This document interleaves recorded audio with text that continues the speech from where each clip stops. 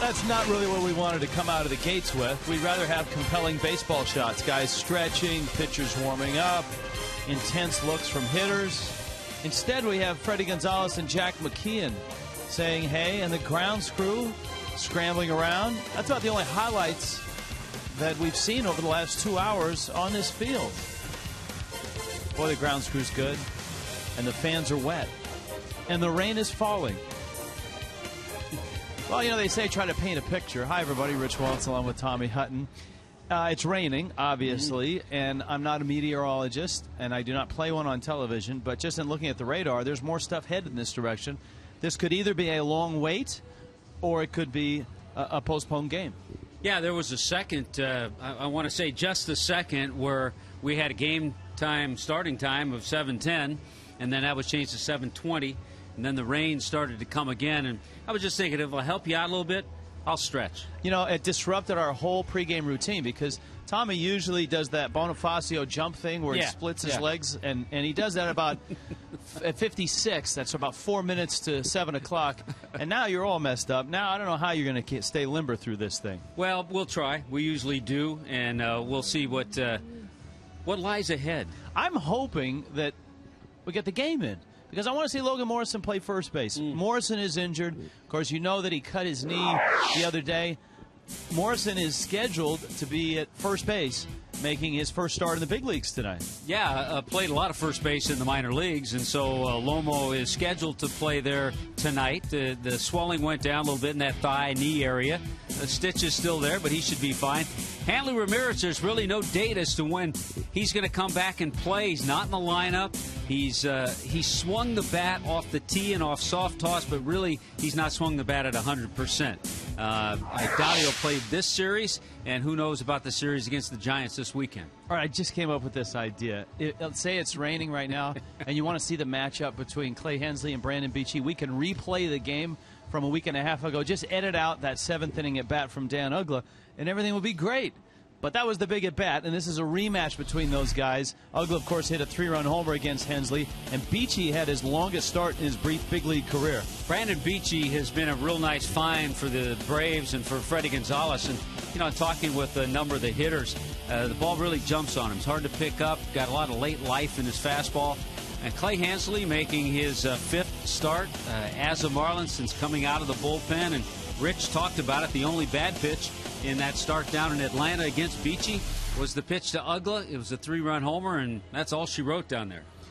Tommy will be juggling cats when we return. Anything to pass the time here.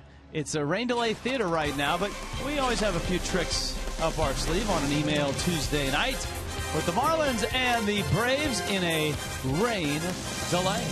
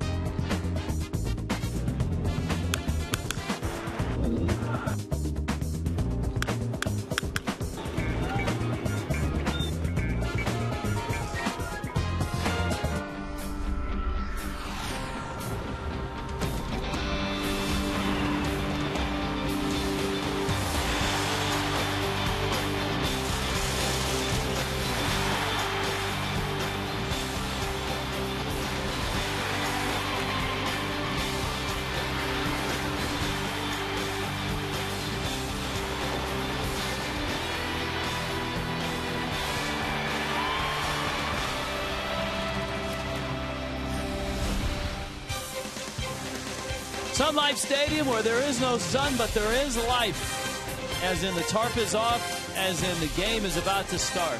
Hallelujah.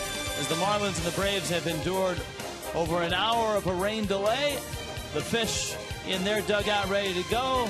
Fredi Gonzalez and the Atlanta Braves trying to keep it going. Atlanta playing well right now at 67-49, second best record in the National League. Brian McCann's on the disabled list.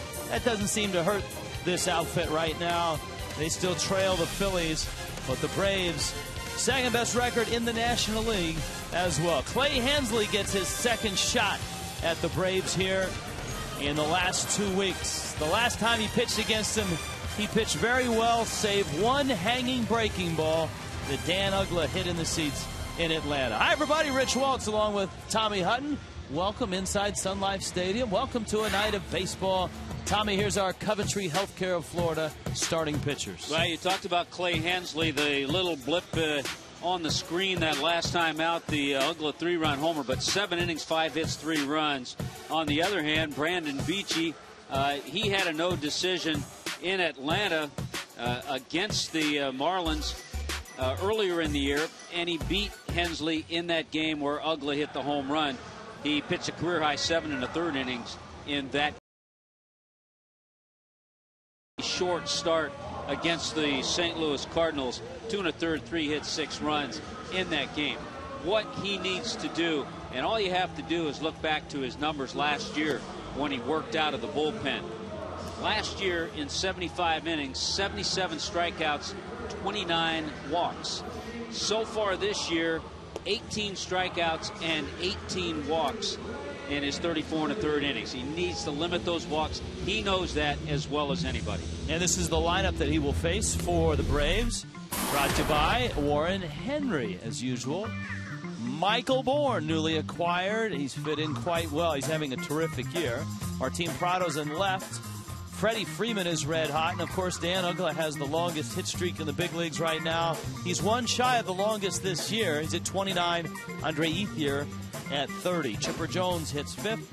Alex Gonzalez in the 6th spot. David Ross with McCann still on the disabled list. Jose Constanza has been a sensation over the last couple of weeks. And Brandon Beachy was the opposing starter in that Clay Hensley start in Atlanta.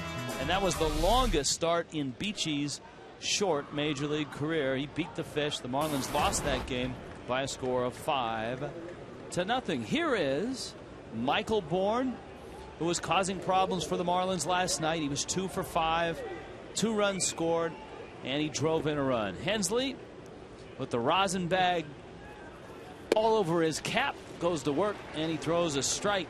So says Brian Knight, who's calling balls and strikes. Jerry Lane, Bob Davidson, Hunter Wendelstedt on the bases.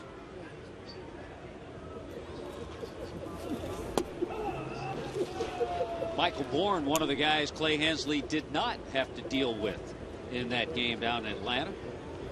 There were plenty of rumors when the Marlins were in Atlanta. It was right around the trading deadline. Bourne a liner, and Bonifacio is there to make the catch.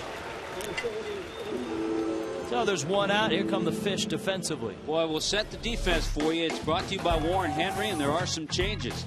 Brian Peterson starts tonight in left field. Cameron and Stanton. Dobbs at third. Bonifacio at short. Amezaga at second. Logan Morrison, for the first time as a major leaguer, is at first base. Over 400 games at first base in the minor leagues. And our defense brought to you by Warren Henry. Marlins tied for 5th right now in fielding percentage. Martin Prado takes a fastball up from Hensley. Prado was 1 for 4 last night. The Braves jumped the Marlins pretty good early. The Fish did make a late rally and made a, I guess if you want to say some progress, you can say that Jack McKeon's ball club forced Fredi Gonzalez to use his closer, Craig Kimbrell. Didn't want to use him last night, Freddie said, but he had to when Scott Proctor couldn't get out of the 9th. He gave up the 2-run homer to John Buck, and once he walked another man, Kimbrell had to come in, and he punched out Bonifacio and Amezaga. The Braves had game 1 of this 3-game set. 2-1 coming. course, Freddie tossed in the game last night, a spectator for the most part. So was Freddie Freeman, though Freeman got to see almost all of the game. Freddie Gonzalez got a rain check, and he was able to come back tonight. High chopper, Dobbs. It's a foul ball. See Hunter Wendelstadt down the line. Always fun for Freddie Gonzalez to come back to home, Miami Southridge High School. Of course, Freddie, the first manager ever in Marlins history, dating back to the Miami Marlins.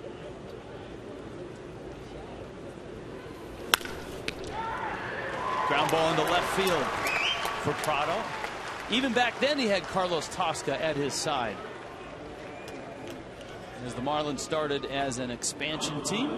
You know, watching Logan Morrison over there, I think the biggest adjustment he's going to have, it's been so long since he's played first base. Over the last couple of weeks, he's been taking some grounders there. But it's been so long since he's been a first baseman, things are going to happen real fast for him, especially in this fast infield. Yeah, the speed of the game, you're right. Bunt coverages, how far to his right does he go on ground balls? Now Freeman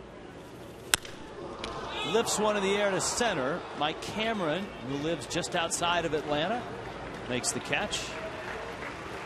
So a single by Prado with one out. Freeman sends one to center, and here is Dan Uggla, and of course one of the big stories in baseball has been one of the most unlikely hitting streaks in baseball, and that's Uggla. Still gets a warm reception from the crowd here. Uggla at 29 games, and he extended it last night with an infield hit in the 5th inning. You know, in looking at his streak in the 29 games, 21 times he's gotten one base hit.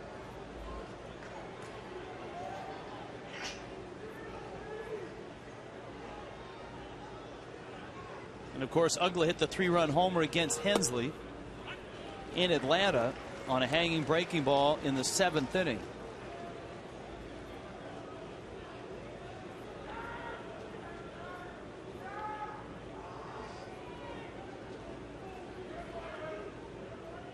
In this hit streak as well, he has 8 infield hits to extend the streak.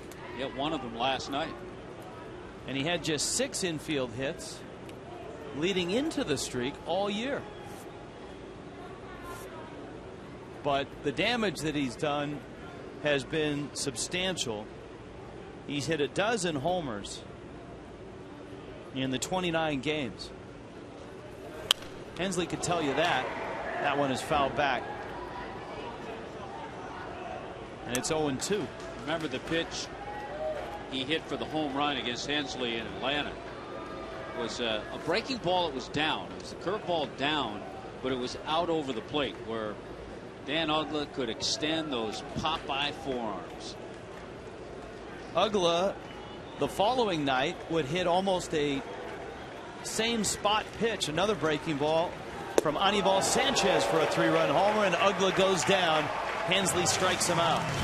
So a scoreless first and an 0-for so far.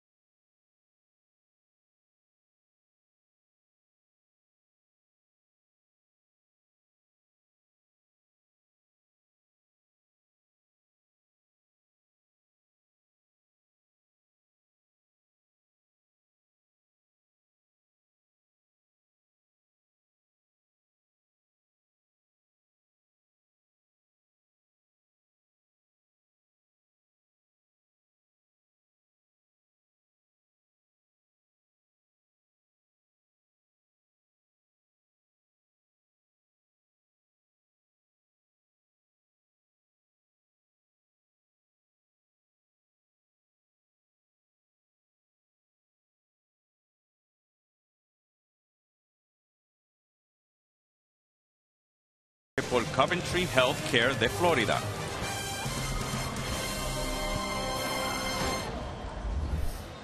It is Tuesday, which means it's an email and a Twitter Tuesday, and you can reach us in a new fashion on Game Connect. If you go to the Fox Sports Florida website and then click on the Game Connect, it gives you lots of bells and whistles as well. There's a form. You see Ask the Broadcast up there on the left-hand side, or you can do the Game Talk. Hey, it's social media. So there you go. That would be Brandon Beachy. And for Beachy, this is start number 2 against the Marlins. He was brilliant in beating Hensley 7 1/3, and he punched out 6. Didn't give up a run. He gets Emilio Bonifacio, Alfredo Amezaga, and Greg Dobbs. And a first pitch fastball is a strike. One thing, Rich, the Marlins can't draw on is that in early April, 5 1/3 innings, they got 7 hits and 5 runs off Brandon Beachy. But you see the life on that fastball. A lot of the hitters talking after they saw him in Atlanta last time out, how that fastball really gets in on him in a hurry. So emails and tweets tonight. We'll be doing both. We thank you for hanging in there after about an hour and 10-minute rain delay. Looked like a pretty good pitch to Bonifacio. And it's 1-2. Fox Tracks, and it was just inside. We actually have a Fox Tracks email. Is our ceremonial first email of the night, and it's from David, who wants to know, is Fox Tracks height adjusted for each batter based on the batter's height and stance? And who does this? Actually, it is. The computer has the dimensions for each hitter's height and adjusts the strike zone in the Fox Tracks accordingly. It's very similar to Tommy's app on his iPad, the MLB At Bat 11, and you can watch the game on the computer, and they have a little computer generated strike zone on that as well. There's the 1-2. Bonifacio, Gonzalez, ain't no way he's going to get Bonifacio. Well, I tell you what, Bonifacio almost got a bad break. This ball was stung. Alex Gonzalez leaned a little bit up the middle, then had to change directions. But as he changed directions, watch the ball come up to him. Came up nicely to him right here. But he couldn't quite get the grip, and he knew it was going to be a tough play anyway. There's that nice hop that he got. Bonifacio with an infield hit. And yet another ball that we've seen hit one of the seams that is the remnants of the Dolphins scrimmage and the soccer match here. But as you pointed out in the Cardinal series, both teams have to play with it. Beachy now facing Amezaga. Alfredo shortens the bunt, and he takes up high. Yeah, you just hope that they get more bad hops than the Marlins do.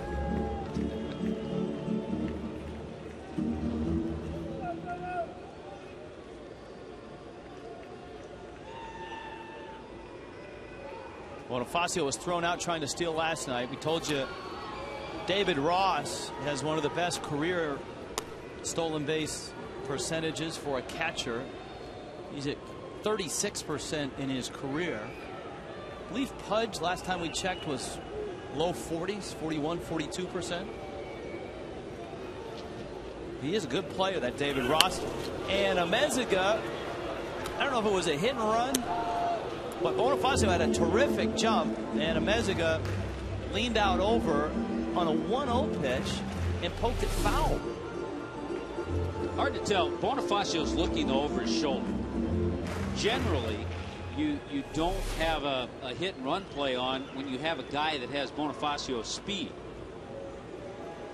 25 stolen bases for Bonifacio. Beachy over to first. The grounds crew did a magnificent job getting the tarp out early today when it started to rain. About every hour they would come out, dump the water off, get it right back on. So much so that they really didn't have to water down the field or put much diamond dry out there to dry it off. The infield was like ready to go when the tarp came off at 8:05. Yeah, neither team took batting practice. Tarp was on probably from about 3:30 on. Amezaga has a hit in every game with the Marlins. Bonifacio's increased his lead, and he's running, and Amezaga fouls it back.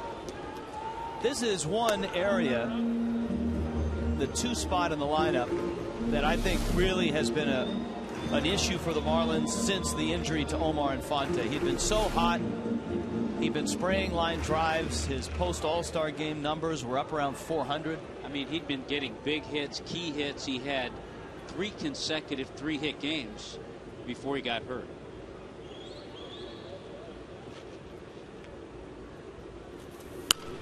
And as fun as it is to see Alfredo Amezaga back with the ball club, Amezaga has not been an everyday player in the big leagues really in his career. He's been a super utility guy. And of course, he hasn't been in the big leagues with any regularity since he injured his knee in 09 and had 2 knee surgeries, 1 on each knee, 09 and in 10. He was with the Rockies for a short time this year. That one's a little closer. Yeah, Beachy has a pretty quick move to the plate, and he's also quick to first base. A guy who in college was a third baseman, was a closer, so a good athlete.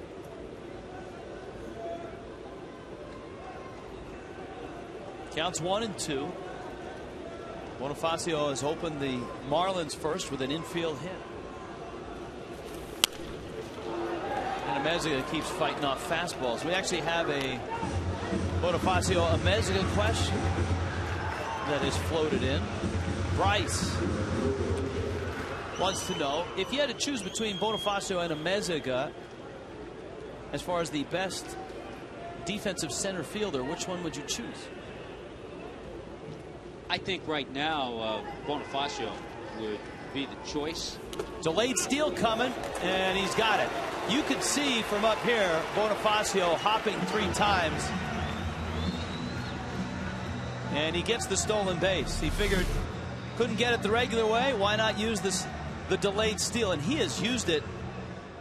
I think that's his 4th stolen base using a delayed steal. I was going to say about 5 or 6 times, but every time he's done it, he's been successful with it. And it really catches the opposition off guard. It's amazing because I don't ever recall a base stealer using the delayed steal as well as he has. It's almost like the catcher, once he sees he's not going, doesn't have that big jump, he just relaxes, and that's all it takes. 26 stolen bases now for Bonifacio. Meanwhile, back at the at-bat, Amezaga is still 2-2. He takes outside. This has been about a 7-minute at-bat, it seems like. Next pitch will be number 9 as Greg Dobbs waits on deck. Had 3 or 4 throws over to first during the at-bat. Beachy works quickly, and Amezaga pulls it foul. Talking about Amezaga at the point in time in his career, if you think about it, the top 3 hitters in the Marlins lineup. Early in the year, you have Bonifacio on your team as a super utility guy. That's the type of player Amezaga is, and you initially got Greg Dobbs to be a pinch hitter off the bench. And here they are hitting 1, 2, and 3 yes. in the lineup tonight. Now the 3-2 coming. Change up, missed high. Amezaga took it. And the Marlins now have runners at first and second. Here comes Dobbs. Here comes the Marlins lineup, brought to you by Warren Henry Automobiles. Bonifacio at short, Amezaga at second. And here comes Dobbs. Got Mike Stanton in right. Look who's playing first for the first time in the big leagues. Logan Morrison. Gabby Sanchez getting a night off. Mike Cameron in center. Brian Peterson in left. John Buck, who has swung the bat well lately. And Clay Hensley hit 9th. For Gabby Sanchez, a night off. Jack saying he physically and mentally needs a break. And I think a good move. And hopefully Gabby will come back and be swinging the bat the way he did early in the season. Dobbs drops a bunt down. It's perfect. Beachy picks it up. Dobbs is out on a close play at first. Greg Dobbs almost had himself a bunt single. Dobbs doesn't bunt too often, and I would still wonder if he did that on his own or if it was something that was put on. Either way, it's an absolute perfect bunt. We talked about Beachy's athletic ability to get over and make that play, and for Greg Dobbs, his first sack bunt of the year, and it was beautiful. There was a point in time when Greg Dobbs would have beaten that out. He had a bad Achilles injury when he was coming up in the Seattle Mariners organization. And so here's Stanton now with runners second and third. If you watch Marlins live or Rain Delay Theater, they all kind of bled into the other. Jack McKeon was talking about the Cardinals and the Braves pitching around Stanton in spots like this. Look out. Wow. We've also, Rich, on this homestand, the four-game series against the Cardinals, the game last night against Atlanta, we've seen the Marlins time after time have opportunities like this and not come up with that big base hit. Now the bat that Stanton just chucked into the seats was a dark colored bat. This is a light colored bat, and the bats that Mike uses, the light one, is usually actually lighter in weight. Here's the 0-2. He swings and misses and strikes out. They didn't pitch around him, Tommy. They went right after him, and they got him. Yeah, I think that game plan may have changed once they got ahead quickly, 0-1, then 0-2. And Beachy went right after Mike Stanton. Fastball just on the outer part of the plate. A good pitch by Beachy. He made three really good pitches in that sequence. So here's Morrison with 6 stitches in his leg. The swelling and the pain have gone down, and Morrison said today that a lot of that was just from the needle that the doctor used to sew up what was a pretty gaping wound. Well, after good fastballs that he saw Stanton see, Logan Morrison gets the Beachy curveball. I guess in California you could say he gets the Beachy ball. Usually they call timeout when that happens. 0-1. Down low. Marlins have their 2 speedsters out there, Bonifacio and Ameziga. Dobbs moved them up, but Stanton couldn't deliver a run. And so Morrison now with a 1-1 count and 2 outs.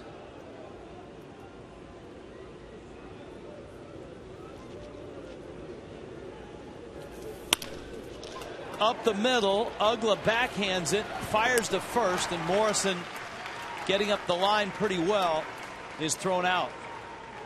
And the Marlins lead 2 in scoring position. We are scoreless.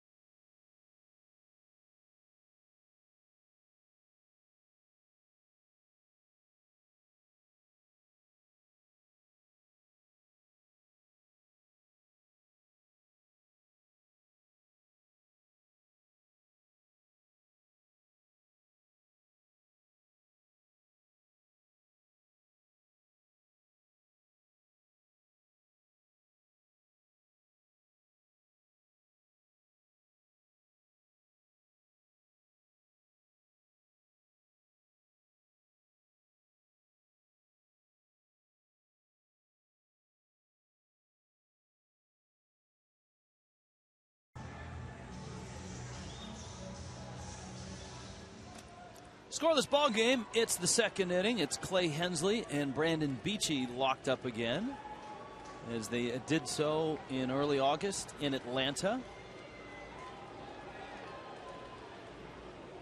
Chipper Jones will step in the box for the Braves, and here we go in the second inning. In that matchup, all the way back on the 29th of July, Chipper Jones was not playing at that time. Jones had come off the disabled list and then tweaked a quad.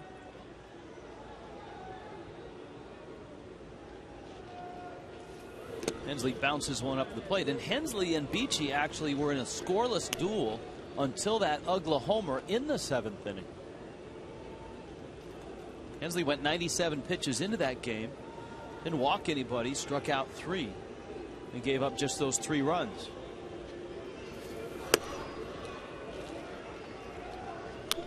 Yeah, the Marlins didn't see Chipper Jones until a pinch hit appearance in the final game of that series.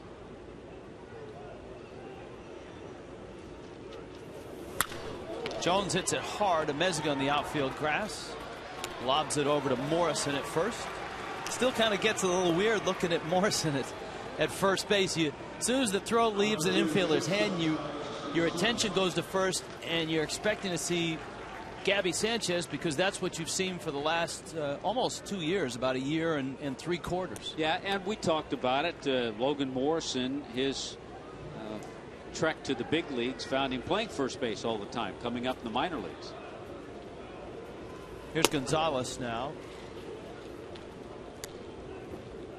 It's been nice to watch whenever a Marlin gets a night off, as Gabby is getting tonight. Invariably, they end up sitting next to Eduardo Perez, the hitting coach. That's good to see. You talk a little baseball, you talk a little strategy, what the pitcher's doing, how he's trying to set up hitters. Because you talk to Eduardo, and I remember when he arrived as the hitting coach mid-season, and the one thing that he told us is he can't go in right away and start making adjustments and telling guys, hey, hands up here, you're loading too soon, slow the foot tap down, all that stuff, because he said you have to get a hitter's trust before you start making those adjustments. Gonzalez fouls that bunt off.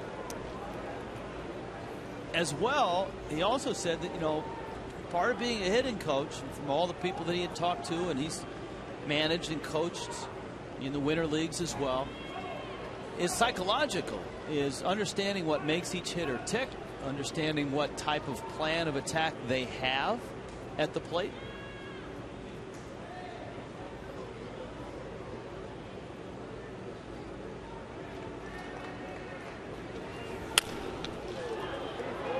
Amezaga out, Stanton in, and it falls in front of Mike. And Alex Gonzalez has a flare of a base hit into right field. Well, that flare extends his hitting streak to 10 games. Good pitch by Clay Hensley. Very good pitch. Off the plate, Alex just reaches, pokes it, doesn't hit it hard, and that's because he didn't get much of it. Hit it on the end of the bat. The Braves have been all about hit streaks. Freddie Freeman had a 20-gamer snapped a few days ago. Of course, Ugla, who is 0 for 1 in this ball game, is at 29. It's an email and Twitter Tuesday. David Ross is up there. Ross drives one in the gap, left center. That'll fall. Cameron picks it up. And another ball hit off the hands. Not hit that sharply, but dropping in front of the outfield.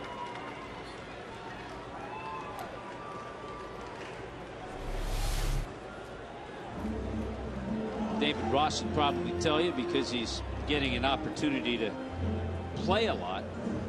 The Braves have played well, too. In the 32 games that he started, the Braves are 22-10.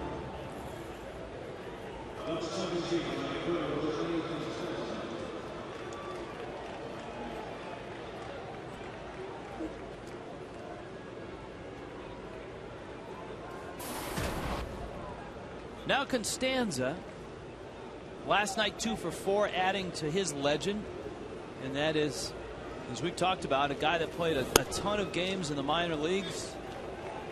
Didn't get a sniff of the big leagues until the Braves essentially ran out of outfielders before the Michael Bourne trade. And it seemed like Constanza was just up there to fill a seat. And we saw the Nate McClouts, the Jordan Schaefers. Well, Schaefer was involved in the trade. McClout had sports hernia surgery. Matt Young. And Constanza's hitting .412. Yeah. And has an 8-game hitting streak, talking about streaks. And with him up there in the infield, you really can't think double play. You'd like to get one, but the way he runs, you just have to make sure to get an out. Hensley has gone 3-0 on a guy that's almost impossible to walk. At least he has been in his brief big league tenure. This is his 39th at bat. And he's walked just once. Hensley may have gotten a generous corner there, and it's 3-1.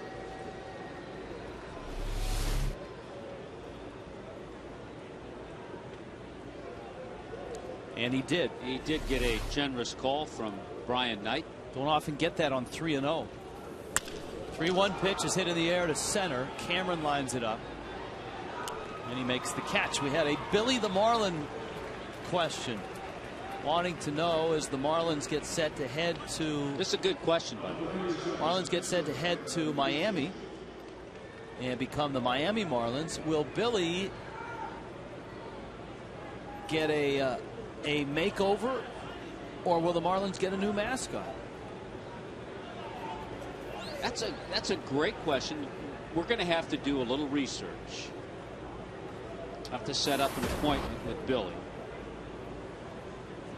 Billy is. I would be surprised. I mean, they're not, I don't think, going to get a new mascot, but I think we could see a little bit of a makeover. Billy has a couple more years on his contract before he's arbitration eligible. Yeah, yeah. So you'd like to lock him into a long-term deal, too. He is under club control, I think, for another season.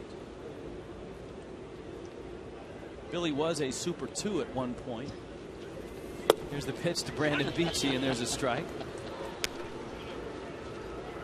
Counts 1-1. Non-drafted, too. Amazing. Are you talking about Beachy, or are you talking about Billy the Marlin? Both. Yeah, because Beachy was a free agent out of the Virginia Summer League. Hensley misses down low. I think the answer to that question is Billy's uniform may change as the Marlins colors and things change. But I suspect you'll still see Billy. Oh, yeah.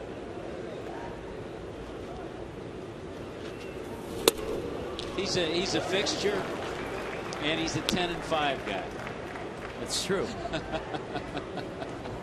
So he can veto any trade. Well, Hensley nearly walked Constanza, and now he's 3-1 on Beachy. And this looks like the Clay Hensley that struggled mightily against the Cardinals in 2 1/3 innings. Randy St. Clair's on his way out. Not sure if he has seen some sort of a flaw with Hensley, but obviously Clay's control is not good right now. Yeah, he's all over the place. He really should have walked Constanza. Had trouble throwing strikes to a guy who's 1 for 26 this year, Brandon Beachy. Now he's got to deal with Michael Bourne. Dan has this email. Don't know if he'd be interested, but what about Mike Lowell as a coach or manager of the Marlins down the road?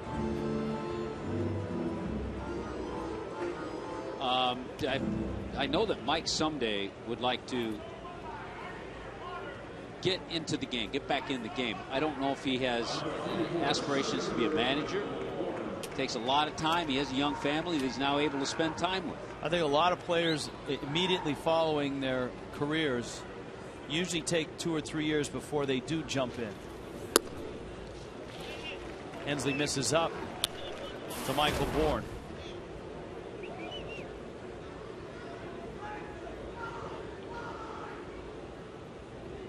Bourne lined to short. And he may have helped Hensley out there. It's 1-1. And speaking of managers, we got a tweet that helped us out, informed us. We were talking about Mike Redmond last night, that Mike Redmond is managing the Lansing Lugnuts. Lansing Lugnuts. Always a great name for a minor league team. Hensley gets a strike, and it's 1-2. Now there's a guy that I could see surface as a major league manager.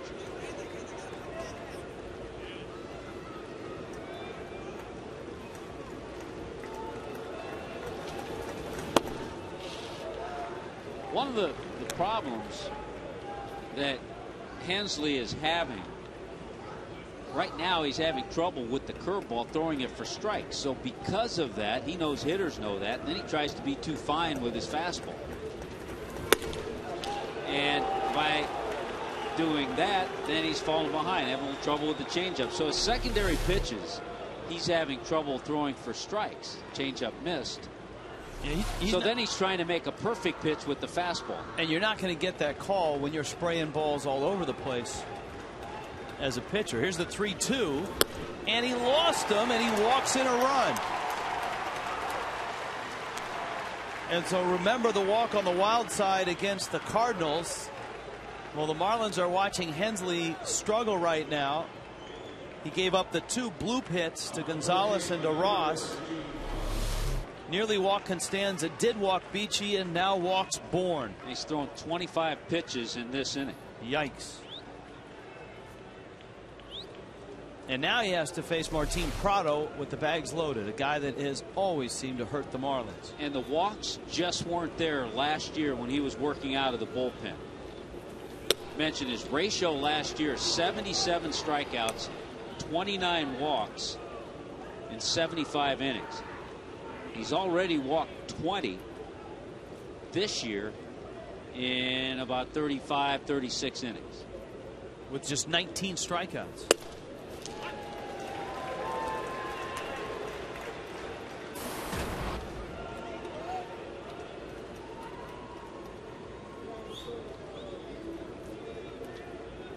Prado already up for the second time. A base hit back in the first. The Braves have scored first. Hensley misses away. It's 2-1.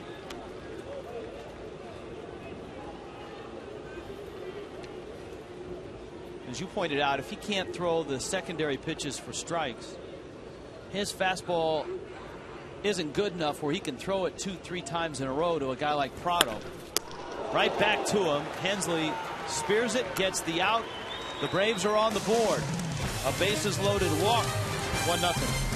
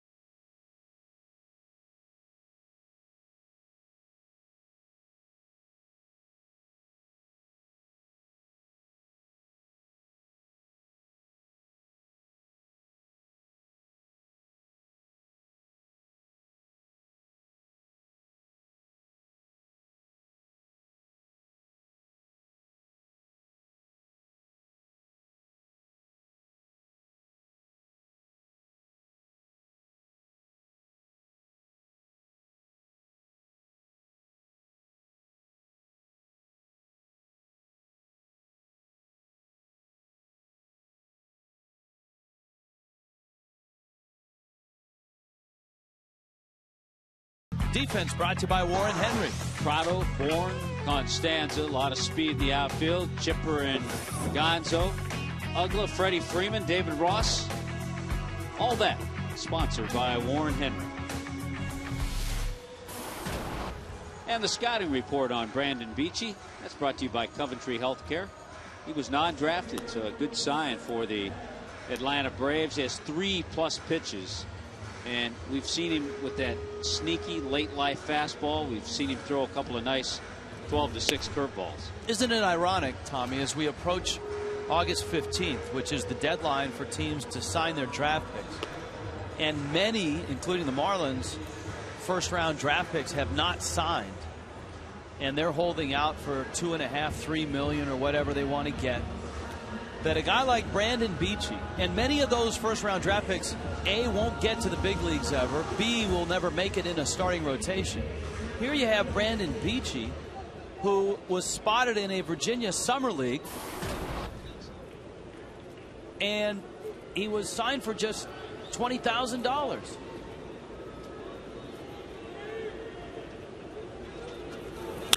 Cameron hammers one into left center field. Bourne over to get it. Cameron's going to stretch it or try to. High throw, and he's in there. Veteran move by Mike Cameron. A lot of hustle. He still has life in those 38-year-old legs. Yeah, he has smarts in those 38-year-old legs, too. He knew he was going to put a little pressure on Bourne, make him make a perfect throw. And he also knows, as a center fielder, you drift into left center. It's a tough play. You got to turn, make a perfect throw. It's our checkers double of the game, and a nice double by Mike Cameron to start this inning.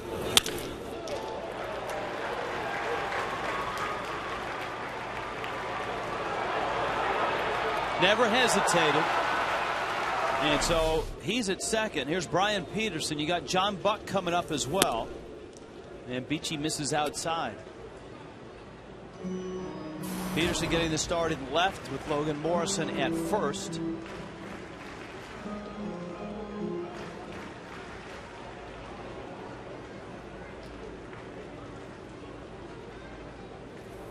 Normally you would think move a guy over. You're near the bottom of the order. Marlins have had trouble scoring runs. They had first and second. Nobody out, second and third, and one out in the first, and didn't get anybody home.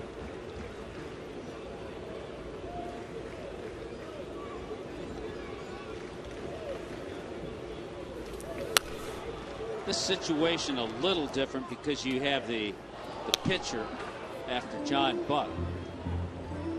Boy, to make your point, I was just looking, Rich. All these youngsters, these first-round guys that haven't signed, they've wasted a half year of playing professional baseball. I think I brought up the name at the time because I remember reading about it, and I remember his dad as a player, Dante Bichette. Dante Bichette Jr. was a first-round pick of the Yankees. 1-2 pitch. That is strike three called on the inside corner. Boy, that's just a perfect pitch, too. But my point being, Dante Bichette Jr. is in rookie ball for the Yankees. He's played 36 games. He's hitting .336. 10 doubles, 3 home runs. He's off and running as a professional. He's got a step ahead of those guys who haven't signed.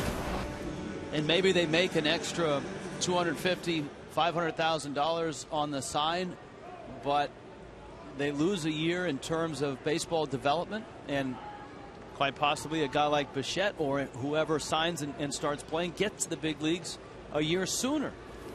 And the flip side of that, I'll be devil's advocate. The flip side, the agent is telling the guy who hasn't signed, he might not be telling him the probability of you making it to the big leagues is slim. So you might as well make your money now. And so if he holds out and gets an extra $500,000, then he's made money that he probably won't make down the road. John Buck, a homer last night. And he swings and fouls a pitch into the glove of David Ross. But give me the guy who wants to sign and go out and play right away. Well, the funny thing was, Beachy was not a pitcher at Indiana Wesleyan. He was a position player. He did a little bit of pitching. But on that summer team, he pitched in relief. And a Brave scout was watching the game and saw him come in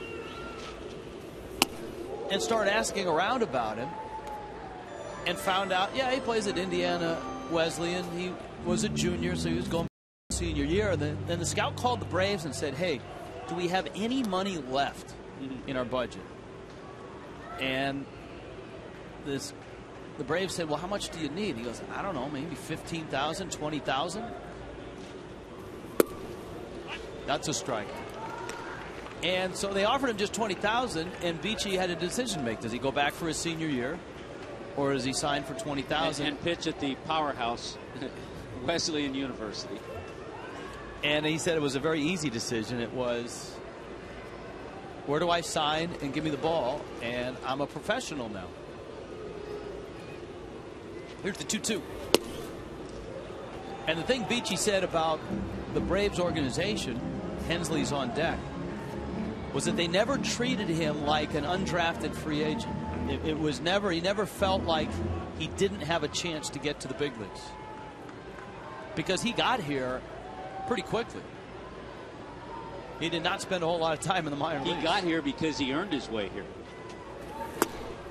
Buck swings and misses, and the Marlins have struck out twice after the leadoff double by Mike Cameron. The other thing in watching Beachy tonight, and in seeing him a couple of times this year, he's not afraid to run that fastball inside. He's not afraid to pitch inside.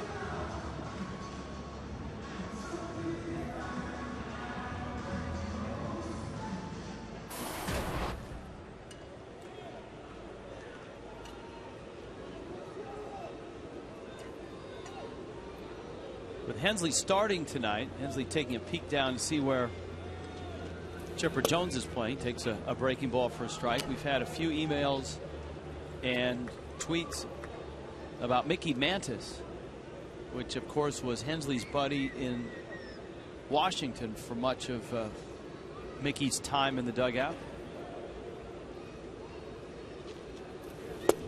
If Mickey Mantis could hit, Jack would have him in the lineup tonight, because the Marlins are sorely in need of some key hits. Boy, see the frustration right there. John Buck shaking his head.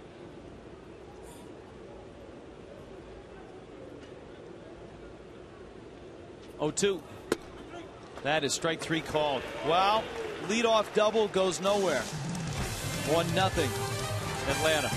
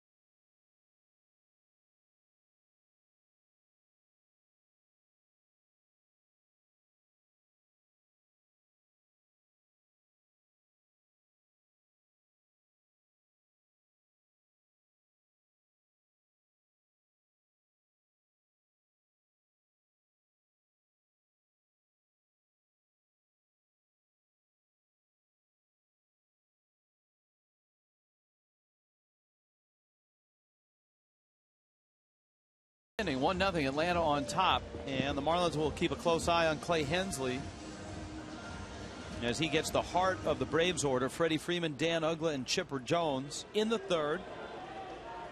In Miami tonight, Hensley wild in the second, walked home a run. Freeman 0 for 1. He flied to center.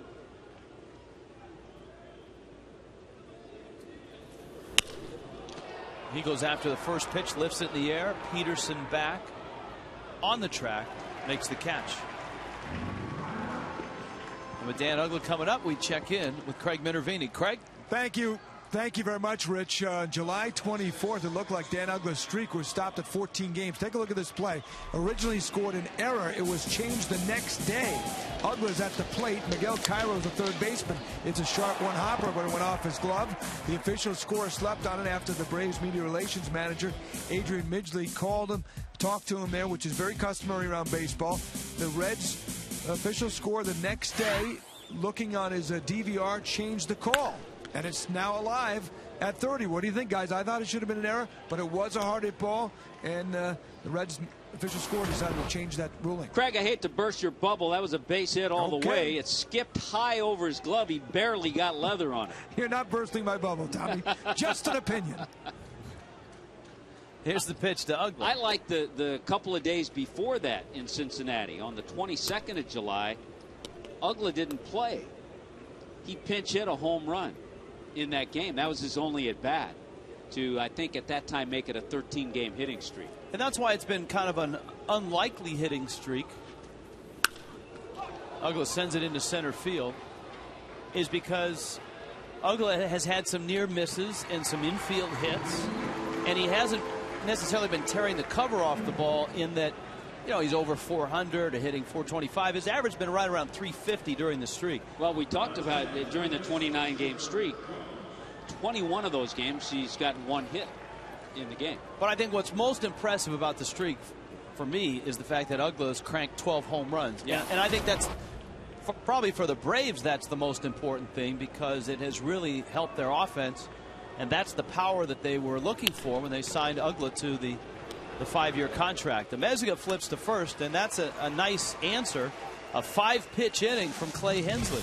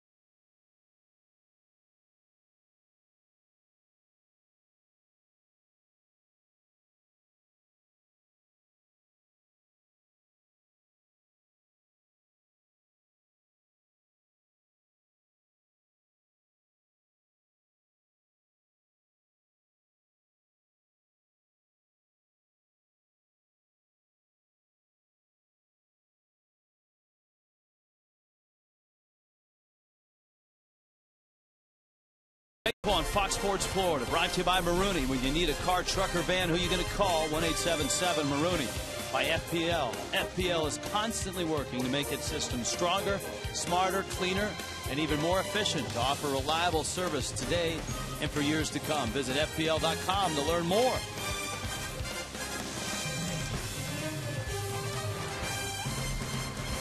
Braves have a 1-0 lead. Cleveland Clinic, bottom of the third. Bonifacio leads it off. The Marlins have had great opportunities against Brandon Beachy. Bonifacio singled, stole second. Was joined on base by Alfredo Amezaga, who walked. Greg Dobbs sacrificed them to second and third. But Beachy struck out Mike Stanton, got Logan Morrison to bounce out. That was first. 1-0. In the second, Mike Cameron led off with a double. And all Beachy did was strike out Brian Peterson looking, John Buck swinging, Clay Hensley looking. What a contrast for Clay Hensley. Took him 29 pitches to get through the second inning, and he threw just 5 to get through the third. Bonifacio, there were two things going on there. The home plate umpire, Brian Knight, said that he bunted at the ball. Bonifacio said the ball hit his foot. If he indeed butted at it and it did hit his foot, it's a strike. Here's the 1-1. And that's fouled at the plate. So you got two decisions to make here. Did he attempt at the ball, and did it hit his foot?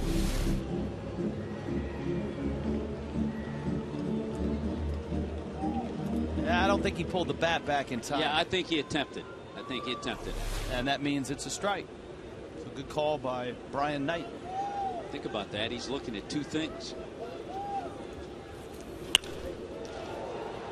Bonifacio pulls it foul.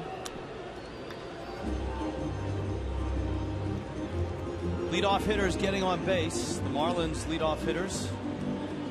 National League top three. The Fish are right there. JM Lexus, price minus #1. Click jmlexus.com. And Bonifacio swings at a pitch in the dirt. And that's the old Bonifacio that we see in that at bat. A pitch that bounced up there.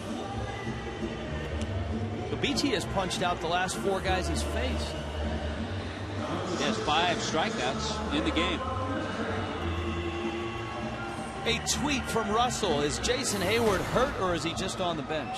Because Jose Constanza is hot. Well, we'll tell you a couple of things about Jason Hayward. It's his 22nd birthday today, #1. And he's just on the bench because Constanza has been on a nice roll. But nothing wrong with Hayward. Freddie Gonzalez told you and I when we were chatting with him in the dugout that Hayward has handled this situation of not playing every day. He's handled it very well.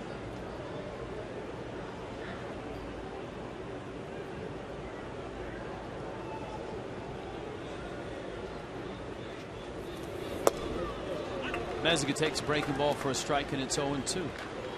Max on Twitter. As we get into August, how do you see the National League playing out? Phillies in the East, Braves the wild card. Who wins the Central? Who wins the West?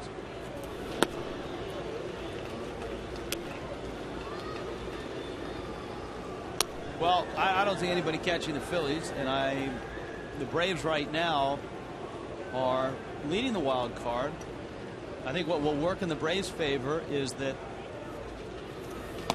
the Giants and the Diamondbacks are going to battle it out in the West, and both those teams will take some hits, and that's probably where the wild card is going to come from, or that's where the challenge for the wild card is going to come from.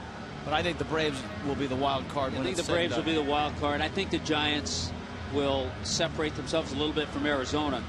Started to mention it last night. I think it was when Dobbs hit the home run. Been a really nice story in the desert for the Diamondbacks. Just a half game behind the Giants in the West coming into play tonight. Well, good changeup. We've seen everything from Beachy. Fastballs, pounds them in, moves it in and out. Good curveball and a good changeup. And then you have the Milwaukee-St. Louis battle in the Central. Hard to go against St. Louis after we saw that big 3 and what they can do. They have a 3-game deficit to make up, and of course, and they're playing tonight. Their series starts tonight, and Corey Hart has homered to give Milwaukee a 2-0 lead in the bottom of the 3rd. Milwaukee can really make a little statement if they take 2 out of 3 in that series. That series is in St. Louis. Or is that a 4-game series? I believe it is a 3-game series.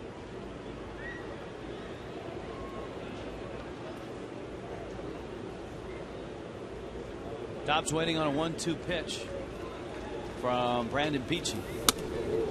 Fastball up and in. This game delayed by an hour and 20 minutes by rain. So we're in the bottom of the 3rd here.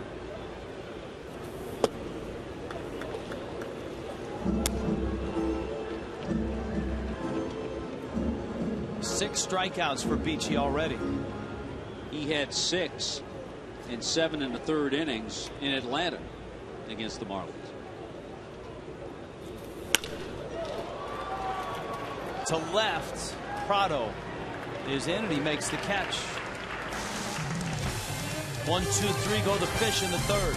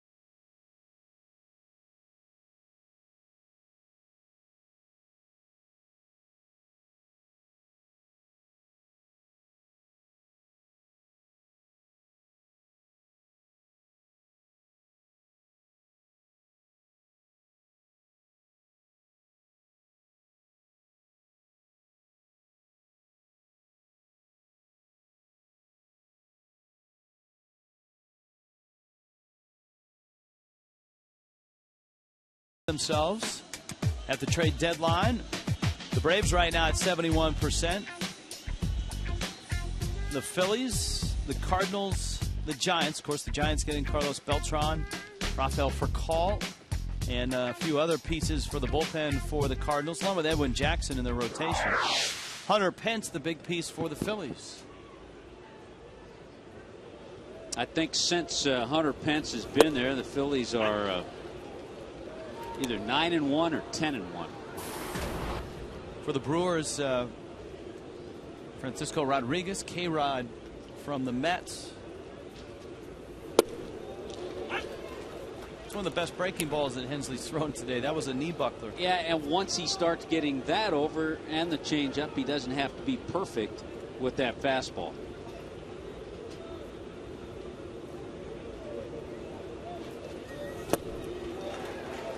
Hensley's a different pitcher. He sure is. After that second inning. In the second inning, there were questions as to whether he was going to stay in the ball game in that second inning. He threw 29 pitches in the second inning.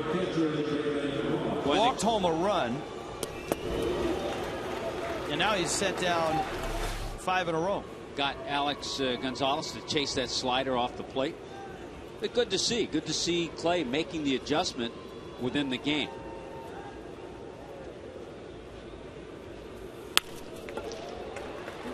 David Ross into left field.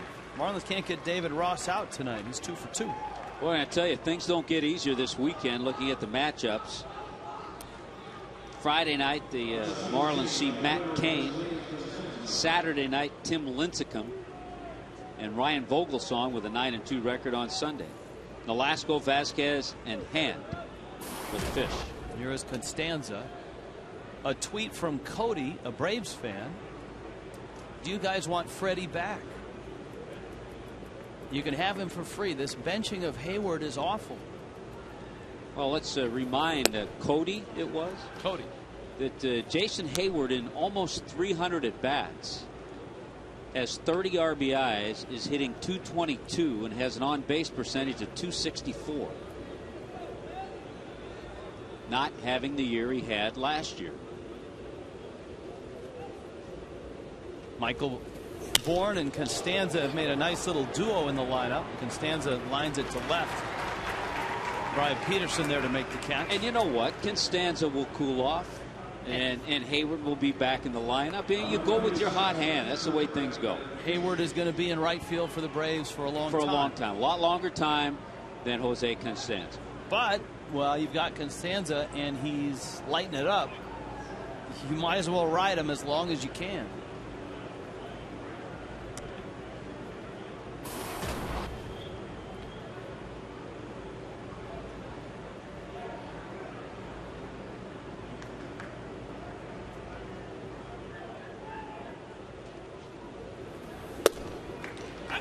Hensley facing Beachy. You certainly could gauge how badly Hensley pitched in the second inning by Beachy's at bat.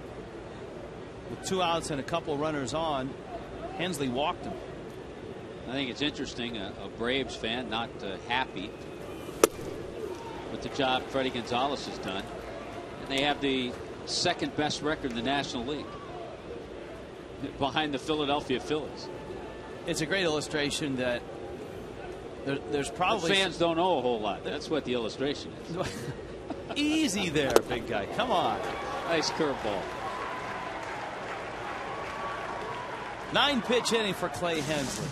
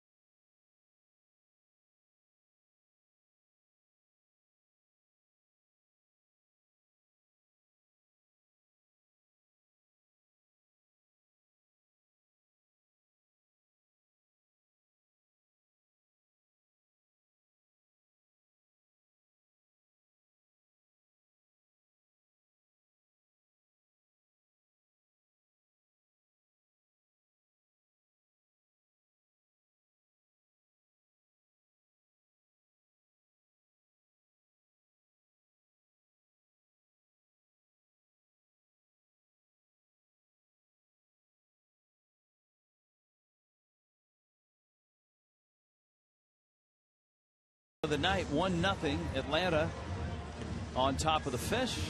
AT&T trivia question as we flip the phone. Who has given up the most home runs to Dan Uggla, who has hit 178 in his career? Oh, you have to zero in first of all on the National League East. I'm going to go Atlanta Brave because he had such great numbers in Atlanta. Yeah, but he had good numbers against the Phillies though too.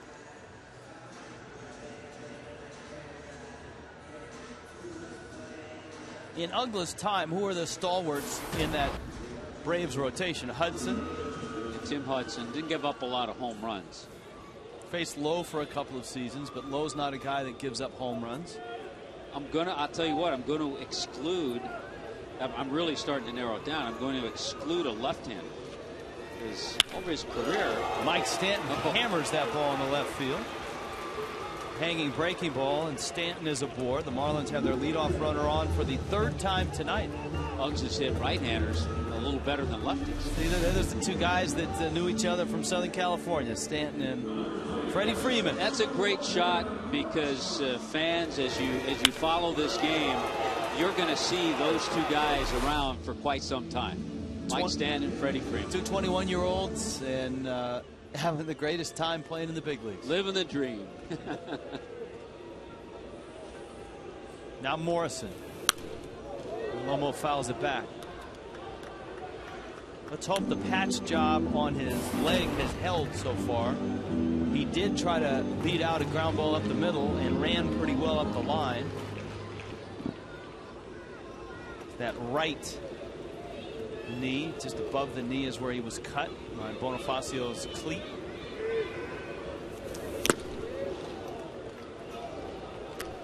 Oh, 0-2.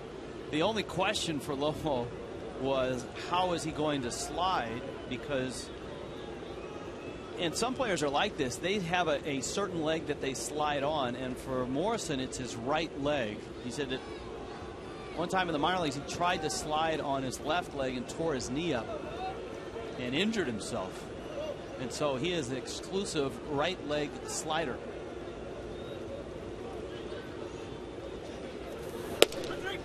struck him out. Outside corner. Beachy spots a live fastball. 24-year-old Brandon Beachy has been outstanding here tonight. New Marlins Ballpark almost here. It's what everyone has waited for and talked about. Get ready to enjoy air-conditioned comfort, no rain delays. Hallelujah. And seats so close, it's like you're in the middle of the action. Don't miss your chance to experience the coolest ballpark ever. 1-877-411-2012 or go to Marlins.com today. Mike Cameron is up. If you go to Marlins.com/new ballpark and click on the new ballpark webcam, you'll have a chance to see the interior and the exterior of the ballpark from the webcam shots from today. So the very latest. I have a question. Moving into the new ballpark, no rain delays. What in the world are Dave Van Horn and Glenn Geffner going to do with all the information they have that they're able to expound upon during the rain delays? They'll save it for road rain delays. They'll make their own little briefcase full of information carried around like we carry the 10-run reel around. Hermetically sealed. Although I must say, the sight of Mr. Red falling off a scooter and his head coming off doesn't quite have the same effect on radio as it does on television. Cameron takes outside. Mike doubled his first time up. Boy, the Marlins' miserable run offensively has continued here tonight. They've dropped 5 in a row. 5 under 500. And it was a series filled with frustration against the Cardinals, and that continued last night against the Braves. Cameron swings and misses.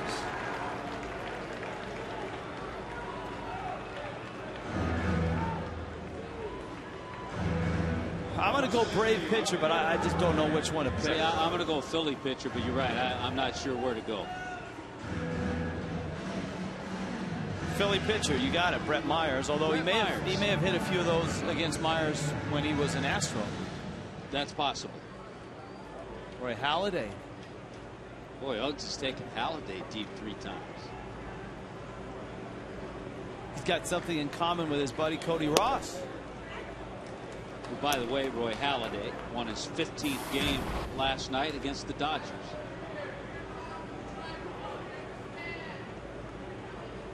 Leo wants to know, is David Ross related to Cody Ross? They look alike. Come on.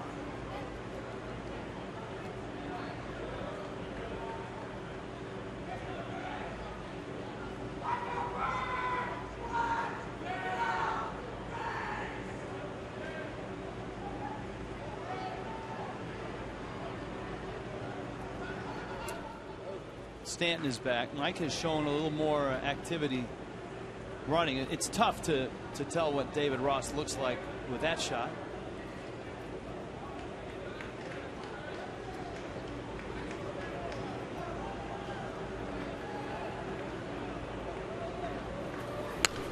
Peterson fouls it back to the screen. But I think our Marlin fans, especially the female variety, would say that Cody Ross maybe better looking than David Cody Ross. had that infectious smile. Not that David Ross is you know, but he's no Cody.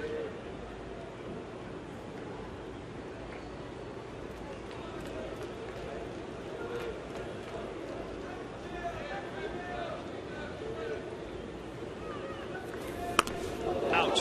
Oh, it's off the knob of the bat, and Peterson ends up hustling down to first. It turns into a foul ball.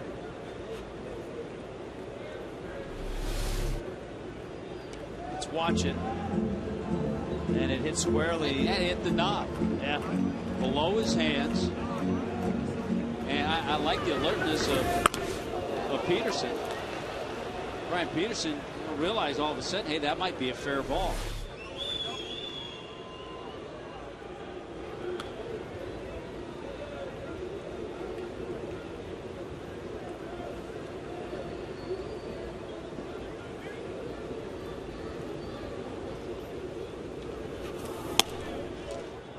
We were talking about David Ross's career percentage in throwing out base stealers at 36%.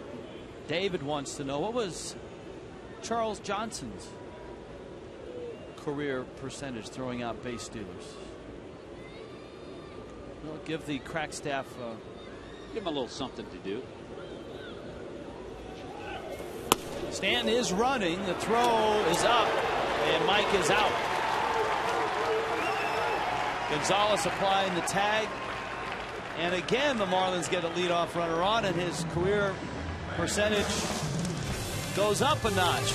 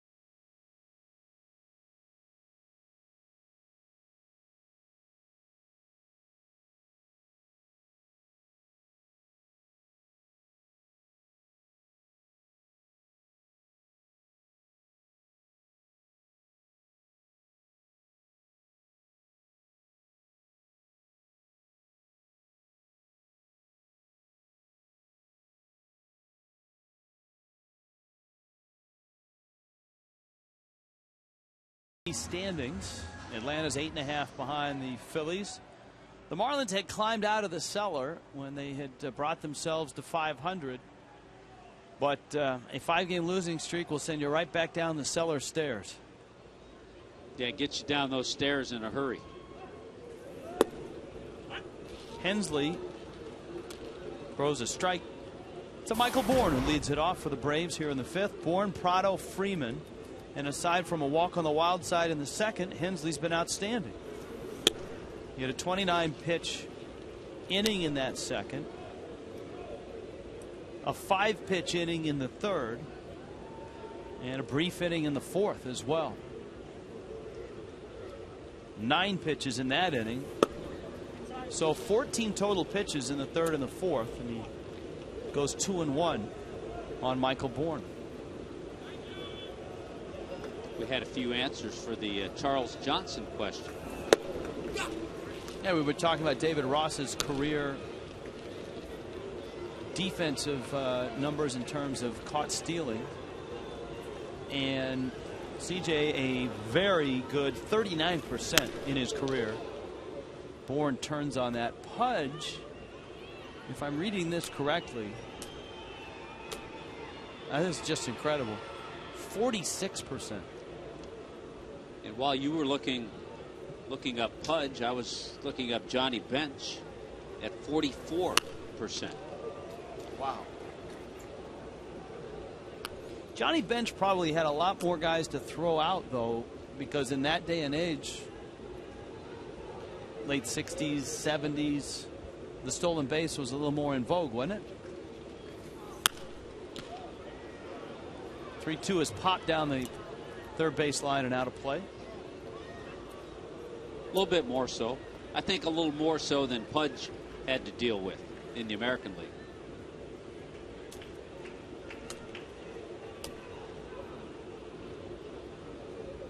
A little over 1,400. About 1,440 attempted stolen bases against Pudge in his career. Michael Bourne strikes out. He's not real pleased. Yeah, Michael Bourne thought he checked his swing on this high fastball. Let's see. It's a borderline it's called pitch. Strike. It's a called strike. Yeah, it's a borderline pitch. It's right on the strike zone, and it was a called strike. So it wasn't a question of whether he swung or not. It was Brian Knight saying that it's a called strike.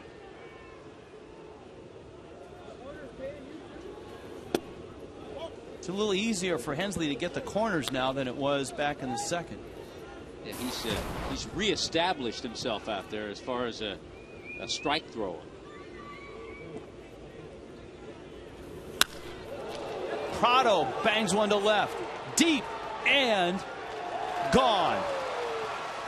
His 11th of the season, and it's 2-0 Atlanta. Martin Prado, a solo shot here in the fifth.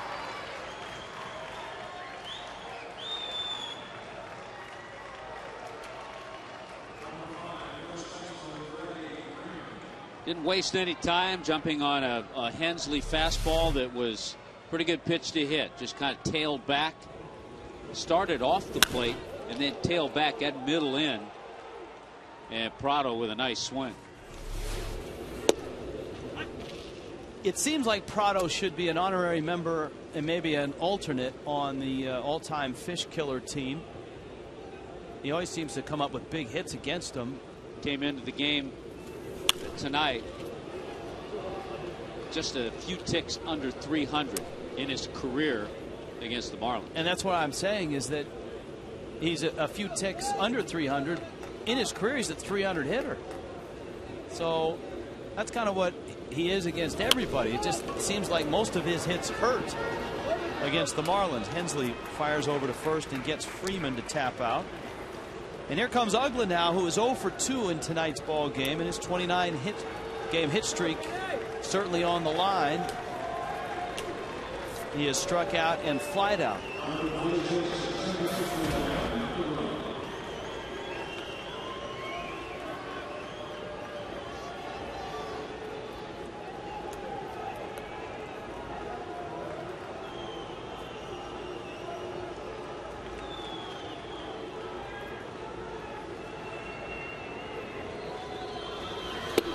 Breaking ball, Uggla swings and misses. And it's 0-1.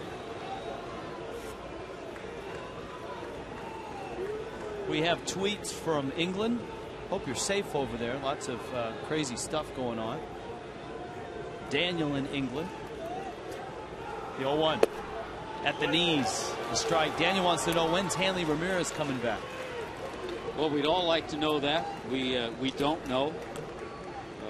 A guess would be possibly this weekend against the Giants. But he really hasn't swung the bat at 100% at this point. Hensley misses away. The count's 1-2. And you better be 100% against Matt Cain and Tim Lincecum. And don't forget Ryan Vogelsong. And Vogelsong.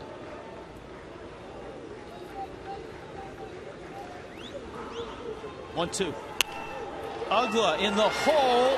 Bonifacio is going to beat it. Uggla's streak is now at 30. So Dan Uggla for the second night in a row on an infield single to short. And for the 9th time gets an infield base hit. This pitch is in. It's a little bit off the hands, but once Bonifacio took 2 or 3 steps onto the grass, you knew that Uggla was going to beat it out. Look at how he brings those short, strong arms in to get to this ball. A lot of hitters that have a big, long swing don't hit that ball. And if they do, they don't hit it near that well. Here's Chipper Jones. Jones lines it into center field. Uggla around second. He'll get to third.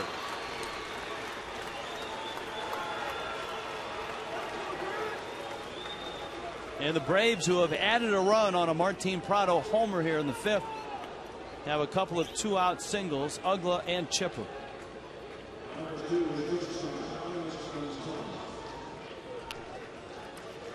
Here comes Alex Gonzalez.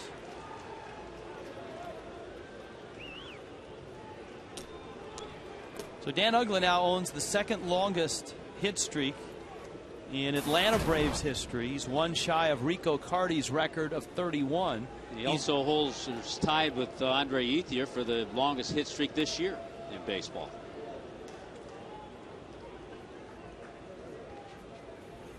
Gonzalez ground ball. Bonifacio has it. Short way to second, and Amezaga has to dig it out of the dirt to get the out. But the Braves tack on a run on a Martin Prado solo homer. 2-0 Atlanta.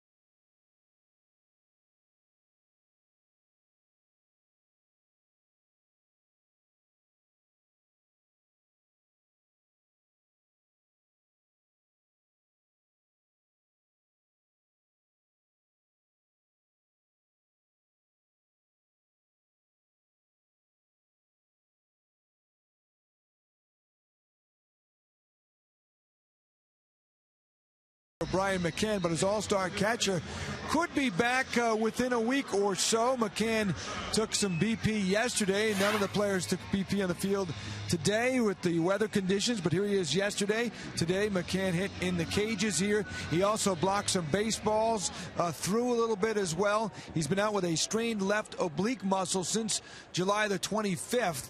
And the key is, and Freddie talked to him about just making sure that he is ready to go. He doesn't want to have to re-injure it, so that's why the Braves really want him to play some rehab games. What they're eyeing now is to go back, play a couple of rehab games over the weekend, Friday, Saturday, and maybe he joins the Braves as soon as Sunday or early next week. One thing Freddie Gonzalez told me that he's concerned about is Brian's very competitive, and all of a sudden you get in a competitive environment, and you want to make sure you're ready to go, because if you come to the big leagues and you're not ready, you got to go back to the DL potentially. So they want to make sure he feels good. He said, if it's 15 days, 18 days, what's the difference?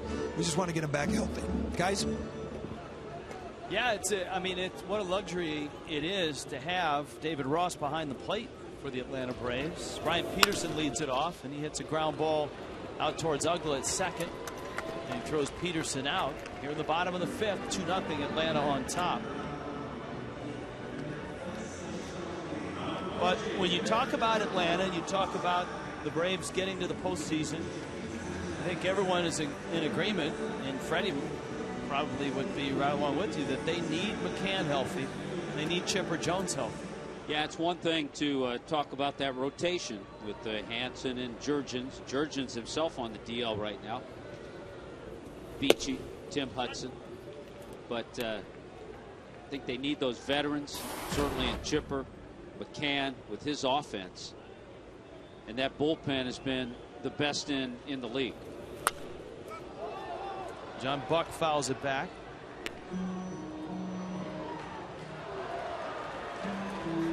You got Clay Hensley coming up as well here in the fifth, in a ball game in which the Marlins, and I know this sounds like a recording from the last 5 games, have had plenty of opportunities to score.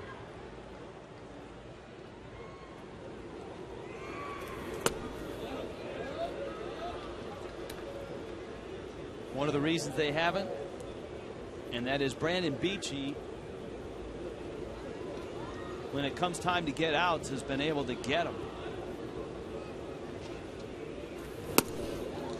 Fastball up and in. Talk about a guy getting outs tonight. James Shields of the Rays. Another complete game, another shutout, 4-0 over Kansas City. It's his 8th complete game and his 4th shutout this year. That's the 9th strikeout for Beachy in the ballgame. Wow. Talked about how he likes to use that fastball in. He has been spotting it in that location perfectly. Wow.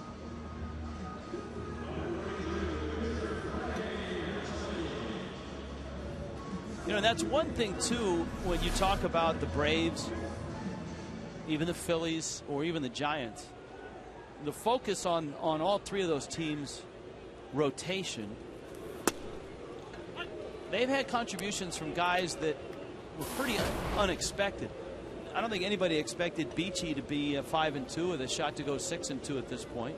Who knew that Vance Worley would be having the kind of year that he had? And nobody could see Ryan Vogelsong coming this year. Great point. All three of those with those three teams have been huge contributors.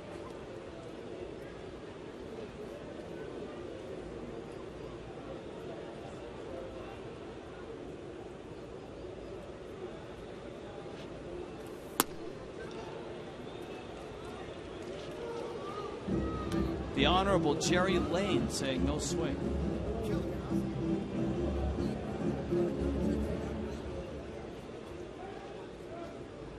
One and two. Hensley got a breaking ball and he taps it foul down the third base line.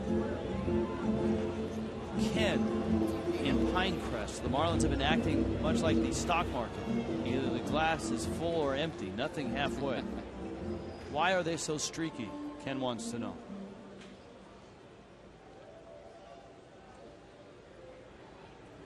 Well, it's not streaky the way the stock market's streaky. It's a different kind of streakiness. I don't know. I just don't think there's an answer to it. Every team goes through streaks. Part of the way to stop losing streaks is to have that big ace in your rotation, which the Marlins don't have right now. Even if the Phillies had no offense, they wouldn't take a big dive and go on a long losing streak because of Halladay, Lee, and Hamels. Those guys are going to stop that.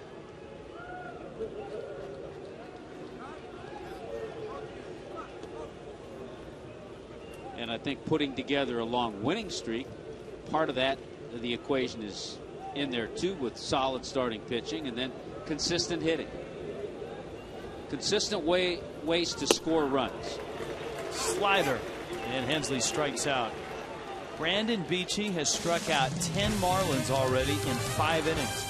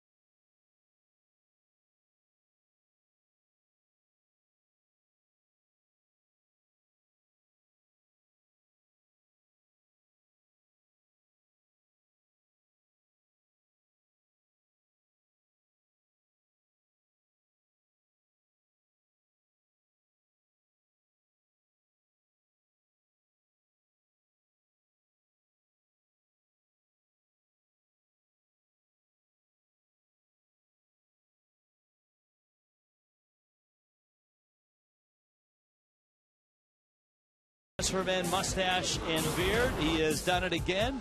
Dan Uggla has extended his hit streak to 30 games, beating out that bouncer in the hole at short.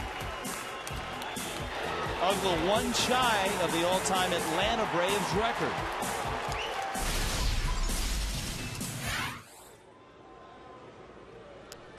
And his name still is Dan Uggla. Yes, it is. We have an email tonight wanting to know if the Braves announcers, when he hits a home run, say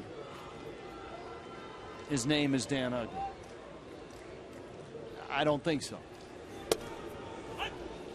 Because by the time he got to Atlanta, he'd made his name already. Everybody knew his name. David Ross, Jose Constanza, and Brandon Beachy.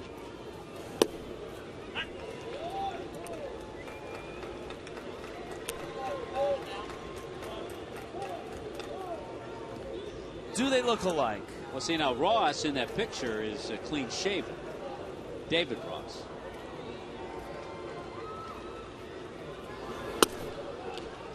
I might see a little there, a little similarity. Cody, of course, from New Mexico.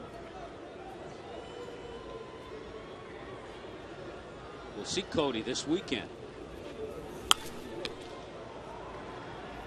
Fly ball to right, and Stanton is there for as few a game skip. If you could throw that comparison back up one more time, one thing that illustrates is David Ross in a reserve role and a more sporadic playing time role has actually been pretty productive. Yeah, look at that. 74 home runs. 74 home runs, 223 RBIs in just 585 games as a backup catcher.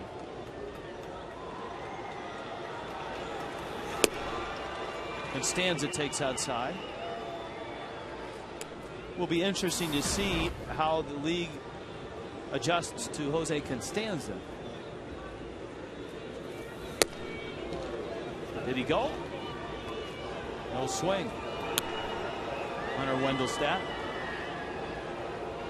We told you that Constanza has walked only once so far. That hasn't hurt him because he's hitting over 400, but when the time comes where he cools down a little bit, it'll hurt. If he continues to swing at everything, then it will hurt. Now it's 3-0 against him. And there it is. He's walked him. There's number 2 on the season. And a guy who's played as many major league games or minor league games as Constanza, probably at this point hard to make that adjustment the other way.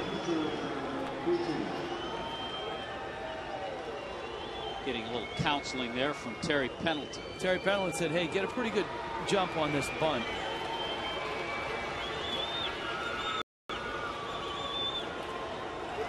This may be the first test for Logan Morrison at first base in a bunt situation. Momo getting his first start at first. Gabby Sanchez the night off.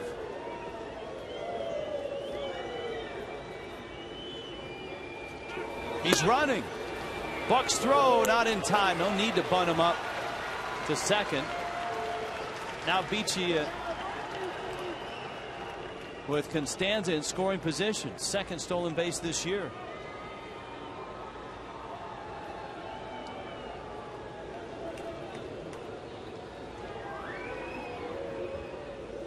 Well, it's a thing that Constanza did so much of in all his years in the minor leagues. Talked about it mostly with the Cleveland organization. Coming into this year, 263 career steals in the minors. Ground ball wide of third.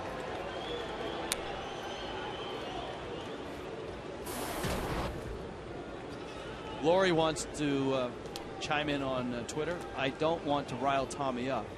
I know there wasn't much available, but wouldn't it have made sense for the Marlins to pick up a starting pitcher before the deadline? That doesn't rile me up. I'm sure they looked, and I'm sure the price to get a starting pitcher was someone the Marlins didn't want to give up. Lee chimes in. The Ross comparison was impressive, done quickly. Crackstaff and Ken Lee deserve a shout out.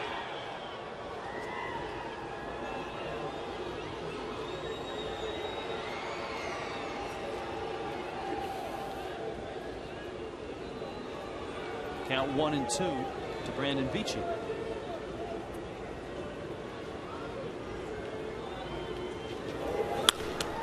Constanza was running. The ball's put in play out into shallow center. Cameron makes the catch. And there's 2 outs. This is an interesting question. Morgan in Green Acres. Why don't Amezaga and Bonifacio switch positions back to their natural positions? Amezaga is a natural shortstop. Bonifacio a natural second baseman. It's a great question. I don't know how much shortstop, not much, that Amezaga has played this year. Remember, he's missed a lot of baseball over the last couple of years. He's had microfracture surgery on both knees, so his range may... His range is not what it was. But I think, given the Amezaga we saw a few years ago, not a bad idea. Here now is Michael Bourne, and he takes a strike. The flip side of the question we got early in the game as to who's a better center fielder right now, Amezaga or Bonifacio, the answer is, I think both you and I agreed, would be Bonifacio right now. But if you asked who is a better shortstop, I might go with Amezaga at shortstop.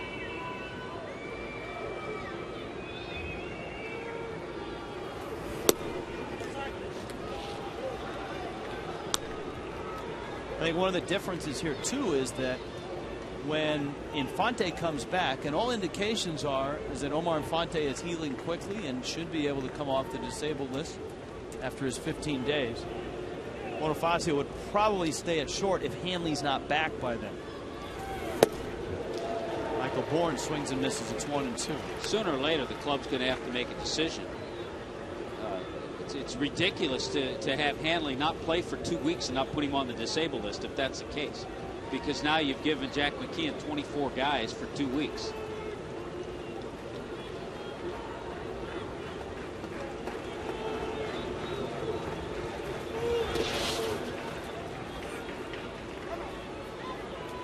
And you can do that in the American League a lot easier than you can in the National League.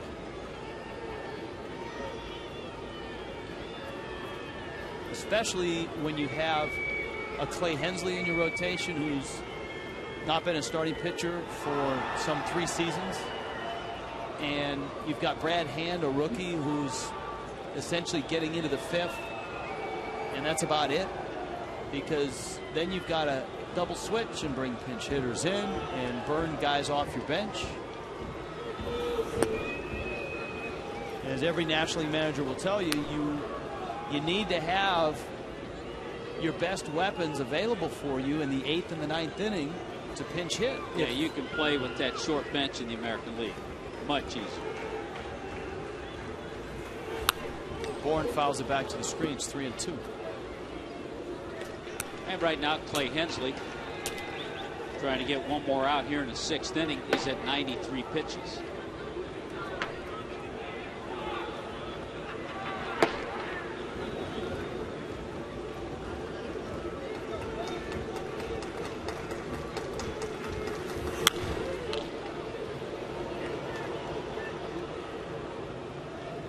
We've had a lot of questions tonight on both Twitter and emails about the Marlins' new uniforms and team colors, wanting to know what the new colors will be, what the new uniforms will look like. We have absolutely no idea. On November 11th, the Marlins will unveil their new uniforms and the new colors, new logo. Michael Bourne walks. Well, Hensley has walked Constanza and Bourne, and here comes Randy St. Clair. Unless, Tommy, I don't mean to speak out of turn, but unless you were consulted on the design. No, I was not. I was not. So I have no idea. Everything's a well-kept secret, but I think it'll be a great date on November 11th. to have the introduction of all of that. I like it when fans, sometimes we get questions like, how could you guys trade this guy, or how could you guys do that? You didn't get the call on that trade, did you? No, Hey, we got a little time. I got a great tweet here from Russell Anderson in Hampton, Virginia. Emilio Bonifacio is always smiling while he's playing. Good to see a ball player having fun. And that's exactly right. Who are the happiest ball players along with Bonifacio? Who would be on the all jovial team or the all happy team? I mean,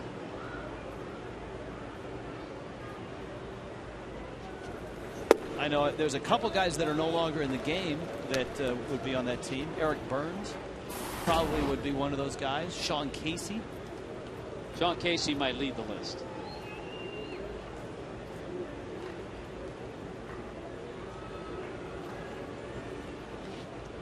Dontrell Willis.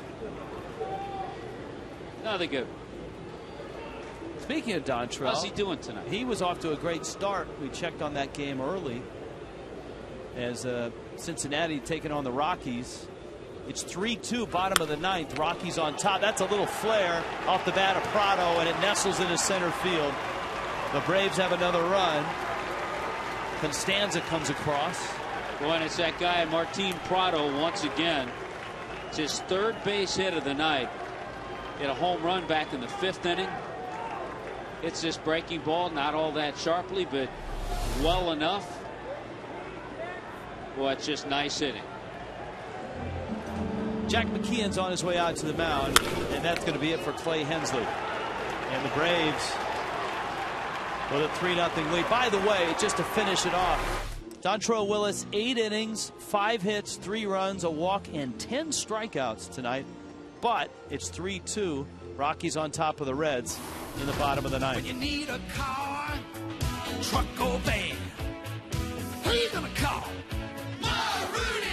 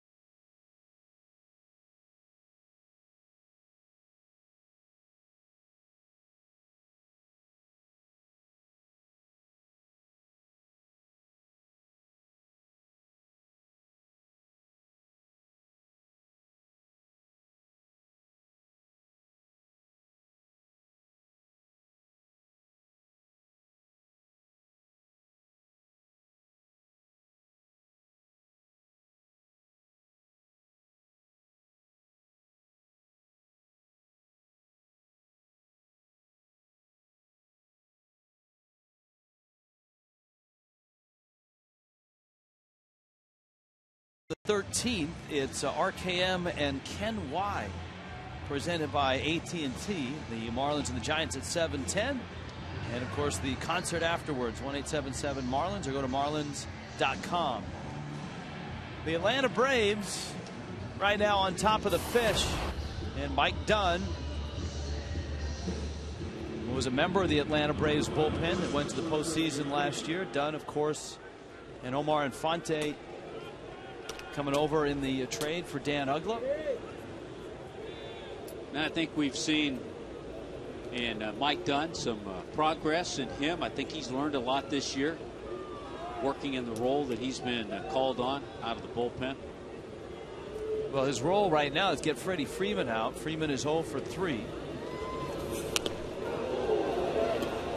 I believe it hit his arm. Yeah, it did. was hard to tell. It sounded like it hit the bat, but from Freeman's reaction, nobody else argued. It hit his arm.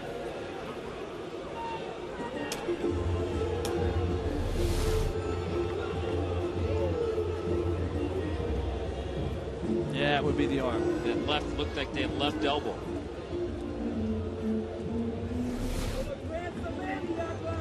Well, that's not what you want to see. You bring in a lefty to face the lefty to try to get out of the inning so you don't have to face Dan Uggla. And the first pitch hits Freeman. So now Dan Uggla comes to the plate with the bases loaded. Brian Sanchez loosening up in the Marlins bullpen.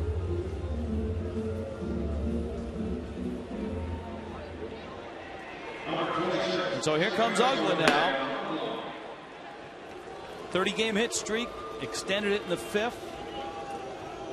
Now Buck going out. The Marlins may be stalling to get Sanchez ready.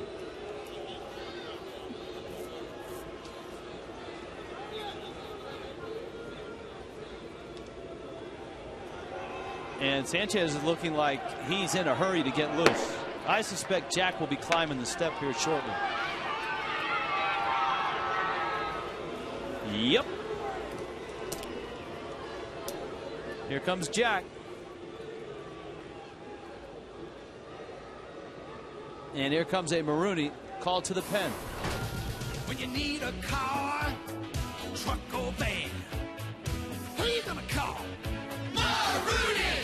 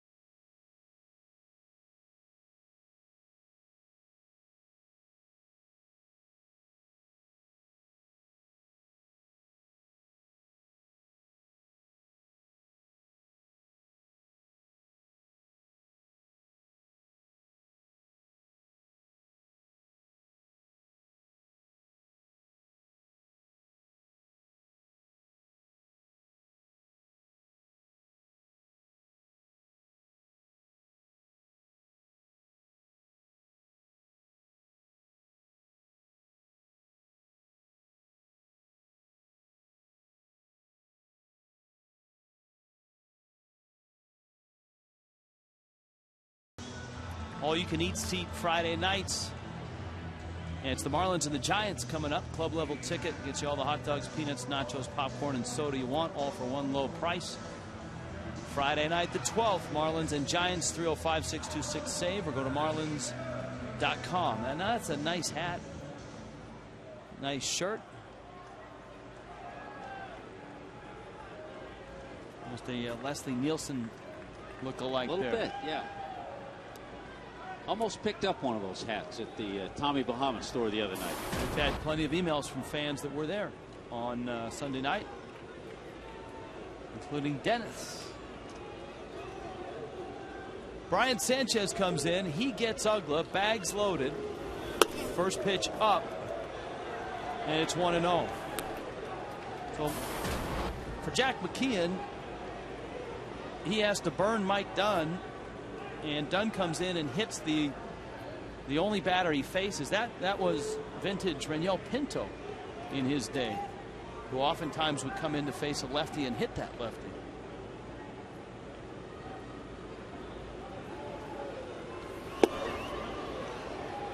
That's a swing by Uggla. That's 1-1. Bases filled with Braves. Bourne, Prado, and Freeman with the sore forearm. And maybe it's just me, but it seemed like Pinto may have hit Brian Howard 5 or 6 times in key situations. That was bad, Pinto. Good Pinto got him out a few times. And that's just a good fastball by Brian Sanchez. Well, Uggla knows Sanchez has the devastating splitter. What a great average with the bases loaded in his career.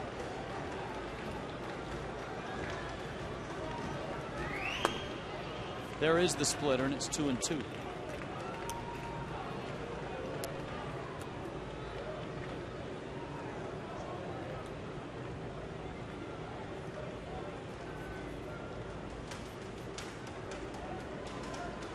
So Uggla now at 30.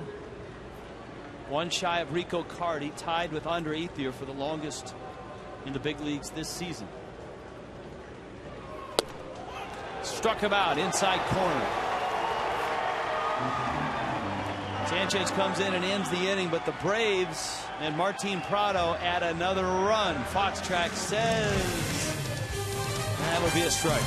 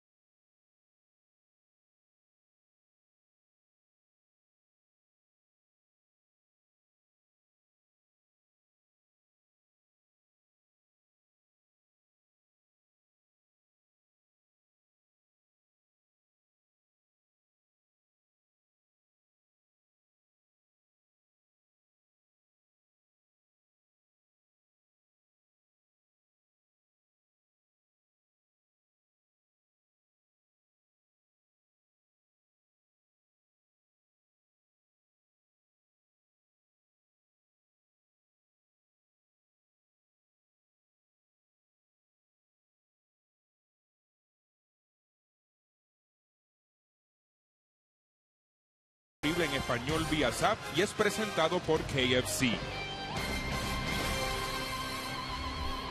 On an email and Twitter Tuesday, Cookie and Raul join us now. An email from Tommy, 4 booths over. Cookie, ¿qué es el problema con los bateadores de los Marlins? Well, el problema es Bichi. That's the only problema que hemos visto. That's the only one. Well, there were 4 guys out there for those Cardinals too that were a problem. We had a chance to get to him in the first inning, but unfortunately we just couldn't get anything going. That was similar with Derek Lowe last night. Had some opportunities early. Hey, I'm going to go completely away from the game, Cookie, with Dan Uggla 1 game away from tying the Atlanta Braves record hitting streak of 31 consecutive games. Rico Cardi, I know you must have played with or against Rico Cardi over the years. I sure did. You know, he was a very tough hitter, Tom, and if you well remember, he was a great 2-strike hitter. Yes. You know, and hit the ball all over the park with power. I played against him when he was with the Braves up in Milwaukee, and of course I played with him in winter ball in Dominican Republic quite a bit. So a great hitter, 300 hitter, and I'll tell you what, he was a strong man. And Dan Uggla, I think he's done a terrific job in getting 30 games in a row after the first start that he had in the year. Never give up. But the one thing I like about Dan Uggla, he gives you 100% in between the lines every single day, every time at bat, and I think he deserves what he's doing right now. Yeah, and he did that every game that he wore the Marlins uniform too. And that's one of the things that we heard about Uggla that so impressed his teammates. is that as he wallowed at 170 and 180, he still ran out every ball. He still defensively busted it. And just as you pointed out, Cookie, between the lines, played hard. That ball into center field. Michael Bourne is over, and he makes the catch. There's a phrase, baseball, round ball in a square box, and I think this year is perfect example of that with Uggla. I mean, a guy that's having, you know, a tough season as far as his batting average is concerned, but yet he has a 30-game hit streak within all of that that's going on. It's amazing. He's a player with character, and that's what you want to see in a ball player. Well, as well, I mean, he's going to end up again with 30-plus home runs. He may not get to 90 or 95 or 100 RBIs at this point. He may end up with 75 to 80 RBIs, but he's still going to be over 30 homers, it would seem. Well, I think I'll take any second baseman in the world that can hit 30 home runs a year, no matter what. Yeah, it'll be his 5th straight year, yes, 30 sir. home runs. Talk about consistency, huh? Yeah. Yep, that's true. All right, guys, take care. Tommy. You too, fellas. You guys have a good one. You Let's too. get some. Bueno, Greg Dobbs, Cookie, ahora. Yeah, you talked about the impressive thing about Uggla's streak is that he has 12 home runs during the streak. The other impressive thing is that it started when he was hitting in the 170s. Dobbs rolls a ground ball. Freeman, a nice play. Beachy over to snare it. And Brandon Beachy has 6 shutout innings in the books.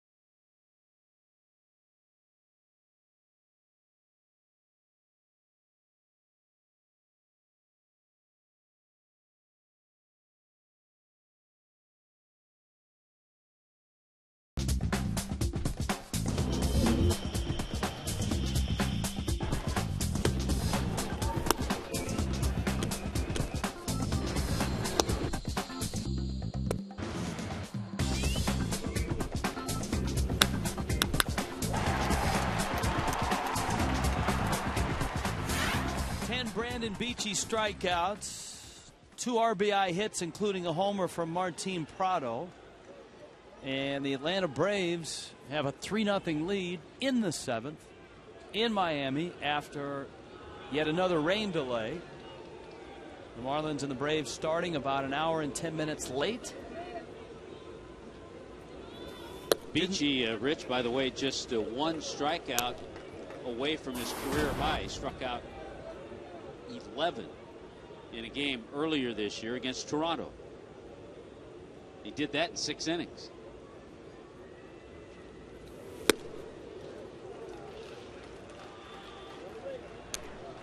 Chipper Jones swinging and missing. Randy Choate in the bullpen. Chipper, Alex Gonzalez, David Ross coming up.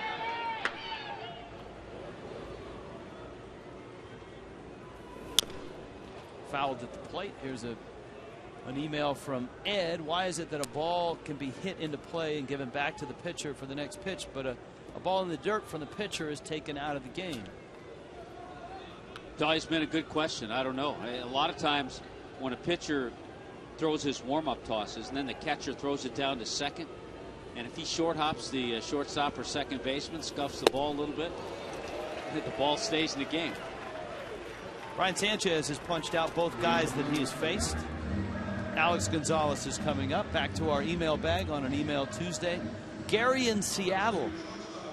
Rich, you were in Seattle long enough to know that the kid is one of the happiest ball players in the game for quite a while, Ken Griffey Jr. And he also adds that Howie Kendrick, guy that we were really impressed with when we saw this year, looks like he's always happy to be out playing. And so if we add Kendrick and Griffey to who's on our team already? Sean Casey, Bonifacio. And I have one after we go to Craig. All right. You can see who Craig has. Craig, who's on yours? I wonder if it's the same one, Tommy. Cody Ross is the guy I was thinking of. Smile all the time. Yeah, I'm going to go back a little longer to another kid, Gary Carter. Yes. What enthusiasm he brought to the field every day. Producer AJ Speaks wants to throw in Jose Reyes. Jose Reyes. I'm going to go Alex Gonzalez at the plate. I mean, there's a guy that always had an ear-to-ear grin. The guy whose nickname was Seabass when he was with the Marlins because I think Kevin Millar gave him that. Kevin Millar gave him that nickname. Here's the 3-0. And there's a strike. But you know what? The one thing about Alex Gonzalez, and I was talking to Jeff Conine about this the other day, he's come a long ways in terms of personality and the way he plays the game from when he was a rookie. He absolutely had no question about that. And here's the 3-1. Swing and a miss. Niner said that the guy that had an enormous influence on him was Ozzie Guillen.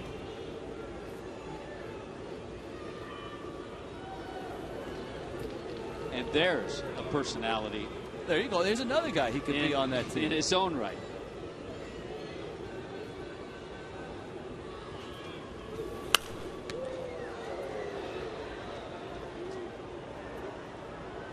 Gonzo fouls that one back. 7 years. Alex Gonzalez, the shortstop with the Marlins. And what an airtight infield, especially in 03 when you had Lowell, Gonzo, Louie, and Derek Lee.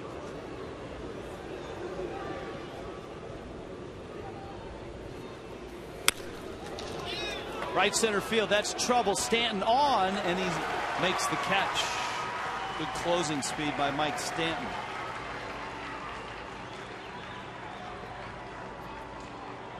Someone tweeted us a photo of the Tommy Bahama bar at the new Yankee Stadium, wanting to know if there will be one of those in the new Marlins Stadium. It's a great idea. I think it's the Tommy Bahama Rum Bar at new Yankee Stadium. Sounds like a good fit to me.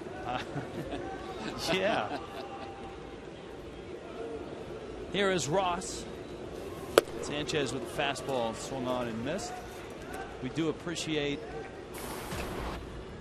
our community, email and Twitter folks. Trying to, you know, there are nights, Tommy, where in a rough game we try to amuse ourselves and amuse our audience. Tonight, it's almost like the emailers are trying to carry us. They're trying to help us along. They feel our pain, which we've had during this streak, and they're trying to help, and we appreciate that.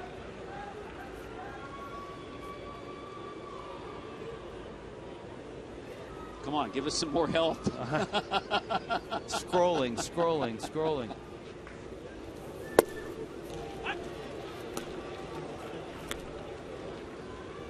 Katie wants to know, who would you say is the best starting pitcher in the minors for the Marlins right now?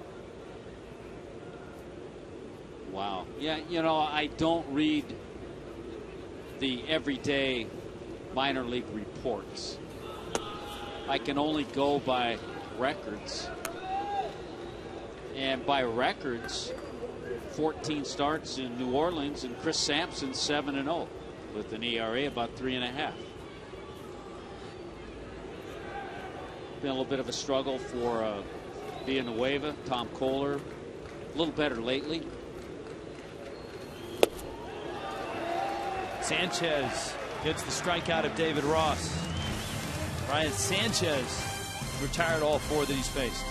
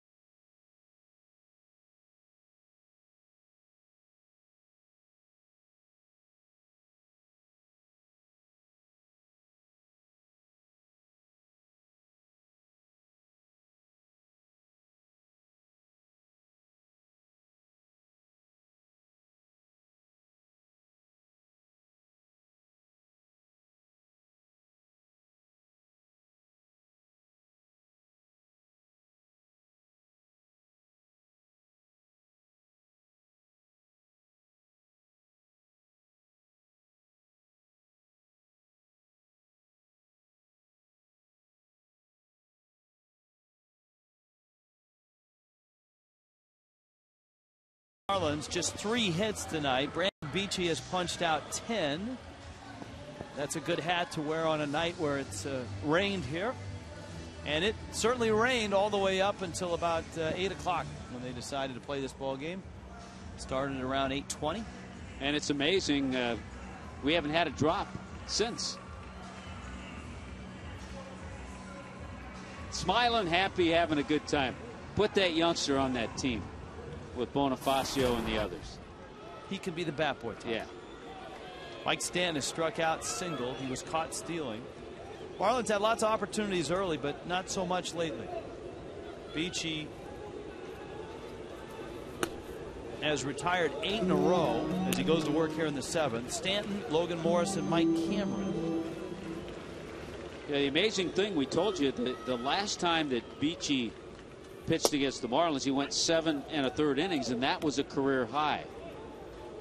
And here he is once again working in the 7th inning. He struck out 6 in that game in Atlanta, and he's gotten 10 here. Beachy misses down low. James points out the Marlins missed out on at least signing Dontrelle Willis in the offseason as a minor league option. We talked about his outing tonight, but it's worth pointing out that Willis had been with, what, 3 different organizations over the course of less than a season after the Tigers gave him an enormous contract, and he struggled in Detroit. He went to Arizona, I believe, and then to San Francisco, and then ended up with the Cincinnati Reds. So Stan walks. Beachy gives up a leadoff walk here in the 7th. Jiffy Lube Fiesta Friday on the 12th at 7:10. The Marlins take on the Giants. Bring your dogs to the game for Bark at the Park Night. So Bark at the Park Night Part 2 is coming up. I did not know that. Tickets are just $12 for adults, $6 for dogs and kids. All money from dog tickets benefit the local Humane Society. 1-877 Marlins, or go to marlins.com. So Bark at the Park on Fiesta Friday. Always one of our favorite nights at the ballpark. Craig enjoys that. I know Frank does when he's here.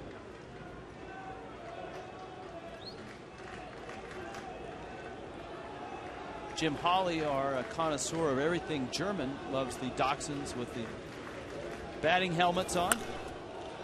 Morrison pops it up on the infield. Chipper Jones didn't have to move much.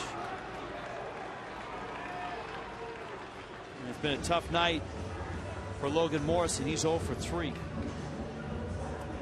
Here's Mike Cameron, who has doubled and struck out. Patrick with a tweet, and we've had probably 10 to 15 on this subject. Who do you think will be managing the Marlins next year?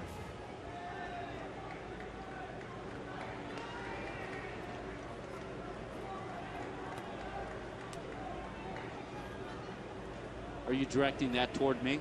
Yeah, that's part of the idea of Email Tuesday would be to read the emails and then we discuss just amongst ourselves. We're both getting punchy. I would say, just from, I have no idea. You and I, like we said earlier, we're not consulted in these matters. When Jeffrey Loria and David Sampson and Larry and Michael and everybody, they get together, they don't call Rich and Tommy to say, you know, we're thinking about this guy as a manager. What do you guys think? But just from reading, I mean, I keep hearing Ozzie Guillen's name out there, and you know, that wouldn't surprise me. If Jack McKeon is back, that wouldn't surprise me. I think what you know, the hard part is projecting who's going to be available. What if the White Sox were to sign Ozzie Guillen to an extension here in a month? Well, they did earlier in the year to take him one more year. Right. But, you know, that's probably something that contractually he can get out of. What if Bobby Valentine comes back and manages the Seattle Mariners?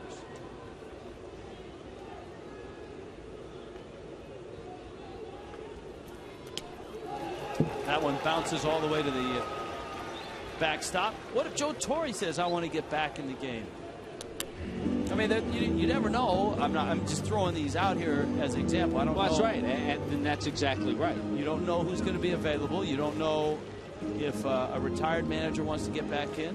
One of the guys that I always thought came back was Tom Kelly of the Minnesota Twins. Yeah, when he left, he left. And he left at a fairly early age. Mm-hmm. He looked older than he actually was. Maybe that was the reason he stayed away. Here's the 3-1. Fastball missed. Well, that was the case with Sparky Anderson. Always looked older than he was because he was prematurely gray in those 70s years with the Reds. But Tom Kelly was a guy that I always thought was going to come back and manage again in the right spot. A little bump in the road here for Brandon Beachy for the first time. A couple of walks in this inning. He's walked 3 in the game, and yeah, he has his pitch count up to 100, 102, 103.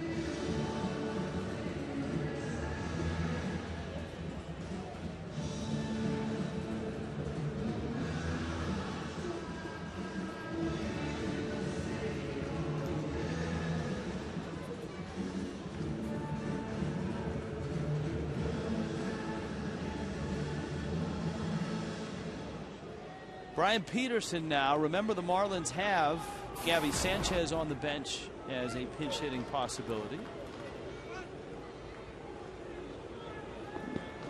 The Braves bullpen is in motion here in the bottom of the 7th. Peterson an 0 for 2. Beachy misses up. You would think that Freddie Gonzalez would have a pretty short leash on Beachy. He's at 103 pitches. And he has that good bullpen, too. He has struck out 10. Beachy, in his brief major league careers, his longest outing was against the Marlins and against Hensley. On July 29th, he went 7 1/3. He's got 6 1/3 in the books right now, and Peterson fouls it back. The Marlins tonight, with runners on base, are 0 for 8. And all 3 of their hits tonight, oddly enough, have been hits that led off an inning.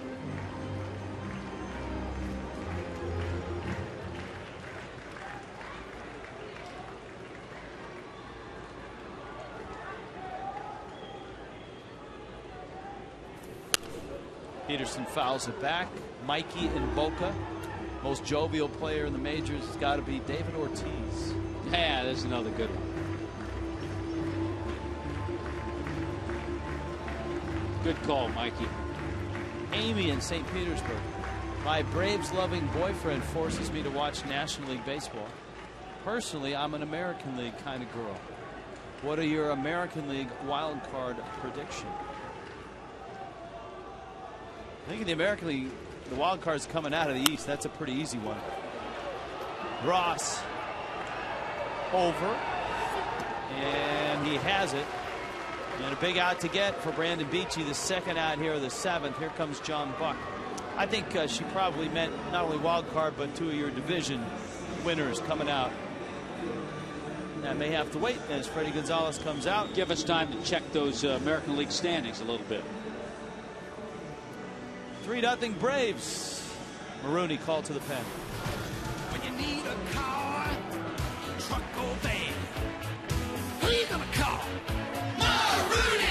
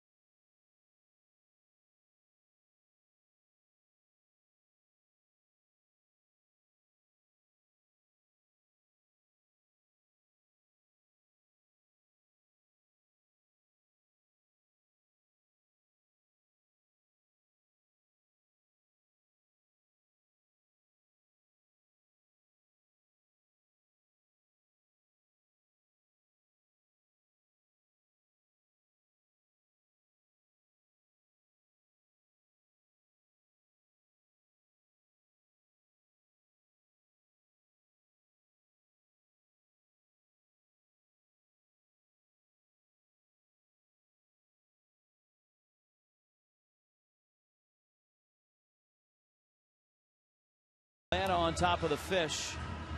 With 2 outs, you get a sense that Freddie Gonzalez didn't want John Buck to face Brandon Beachy for the 3rd time.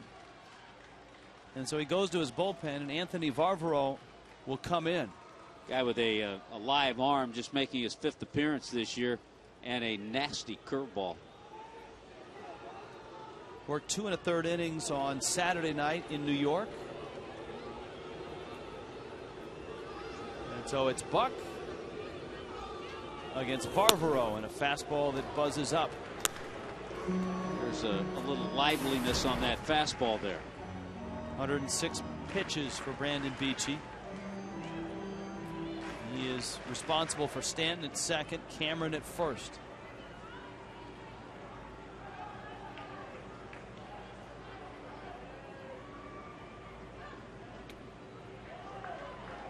Gabby Sanchez is on deck as we expected.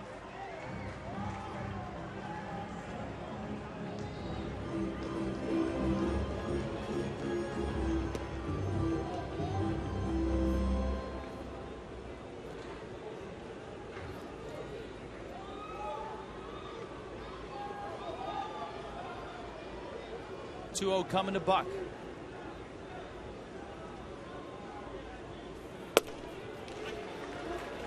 Boy, a disturbing trend, and we talked about it in the St. Louis series. And so far in this series, the Marlins are 1 for 15 with runners in scoring position.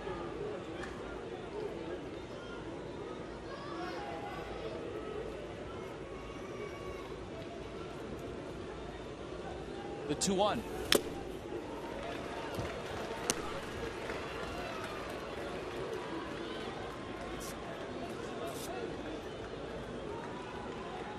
Buck has struck out twice, swinging in the 2nd, looking in the 5th. Obviously, both of those part of Beachy's 10 strikeouts tonight, 1 shy of his career high.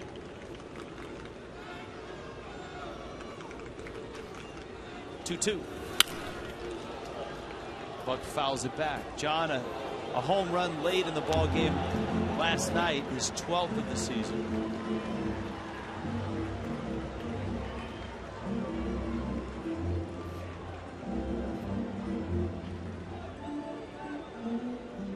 Brandon Phillips mentioned by Russell as another on the all jovial team.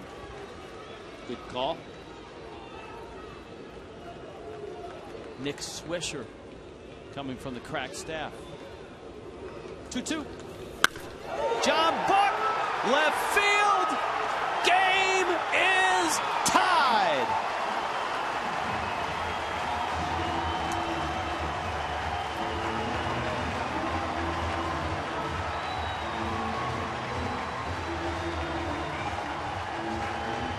Well, it really is interesting. You can see why, and you understand why Freddie brought Beachy out, because Buck had seen him 3 times. I'm thinking about that email from the Braves fan earlier that wasn't all that enthralled with Freddie Gonzalez.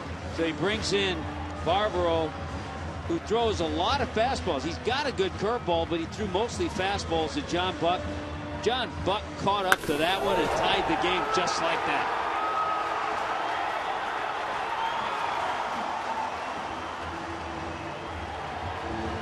And you wonder if that is finally going to get the Marlins started here on this homestand.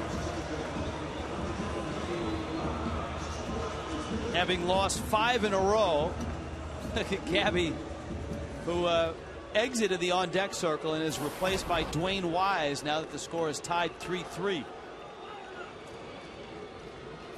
And Wise swings and misses. 13th of the season, 2nd in 2 nights for Buck.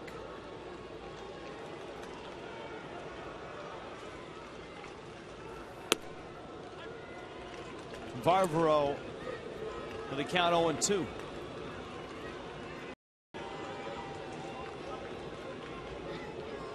Brandon Beachy has that look on his face like, what the heck happened to my 3-0 lead? Barbaro has it, flips on over to first, and the Marlins, a couple of walks, a pitching change, and a 3-run bomb. John Buck goes deep, and it's 3-3.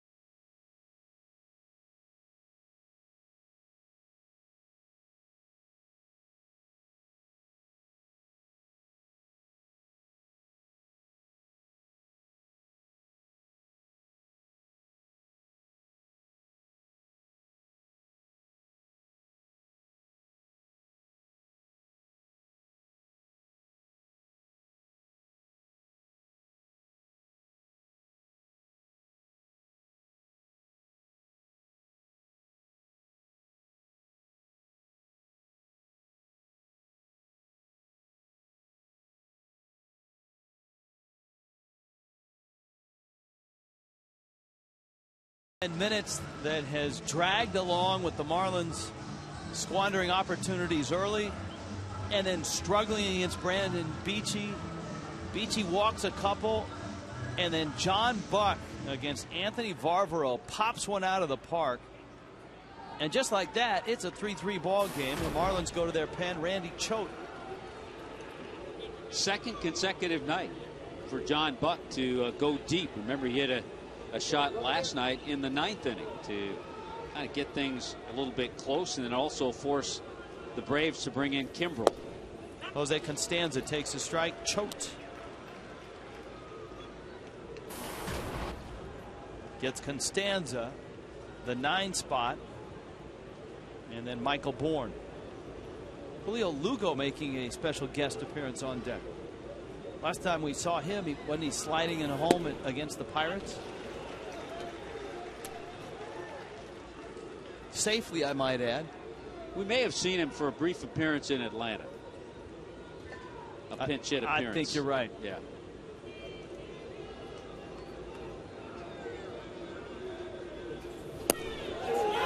Constanza goes after a sweeping breaking ball from Choate.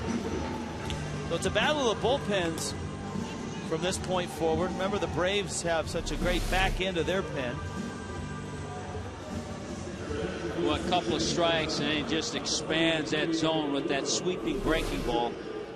That's what really surprised me about Barbaro as Mujica warms up. You watched him warm up, and then the scouting reports say he's got a terrific 12-6 curveball, and he went with all fastballs to John Buck, who can hit a fastball.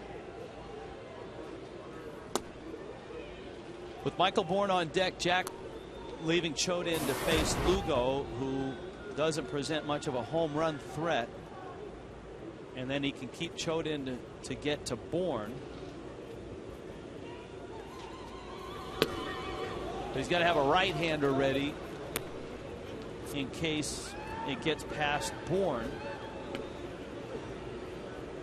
And you're into Prado after that. And that 3-run homer by John Buck kind of took us away from the question we had about the American League. The wild card, you're right, it's going to go to the Yankees. Then it's up to the Central between Detroit, Cleveland. White Sox are 5 out. I think Detroit is going to take care of things there. They have a 4-game lead now. The Angels hanging in there, 1.5 games behind Texas going into play tonight. But I think I like Texas to win the West. Be interesting to see the first trade or acquisition post trading deadline. Who will make it? What team decides to either take on some contract or eat some contract?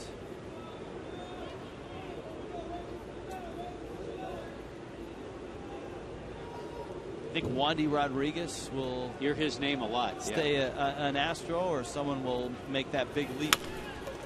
Lugo, a little tapper. Choate got to the ball, flips to Morrison in time. Been a good poll question tonight. Speaking of the trading deadline, which National League team improved themselves the most? And a lot of fans, and I'm sure we have Brave fans watching tonight, and I think at 60%. The one thing the Braves did is they filled 2 needs. They got a leadoff hitter and a great base stealer and one of the best defensive center fielders in the game. And that's the guy at the plate. And I think they got a guy who they're going to keep. That it's not going to be a rental thing, almost like the Carlos Beltran deal going to San Francisco. I think the Philadelphia Phillies right there in that mix too, acquiring Hunter Pence. Another comebacker, another 1-3. And a 1-2-3-8 from Randy Choate.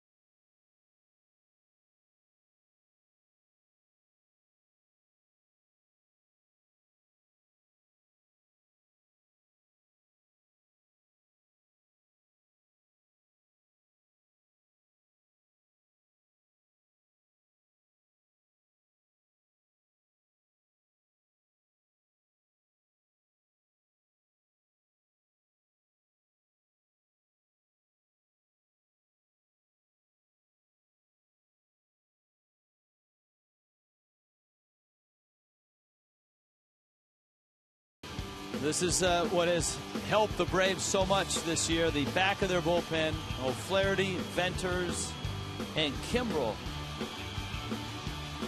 Eric O'Flaherty is on the mound now. Venters, of course, has been dynamite as a setup man, and Kimbrel certainly is a Rookie of the Year candidate in the National League himself. So here is O'Flaherty in the bottom of the 8th. A John Buck 3-run homer, a bolt out of almost out of the blue here tonight, and has tied it at 3.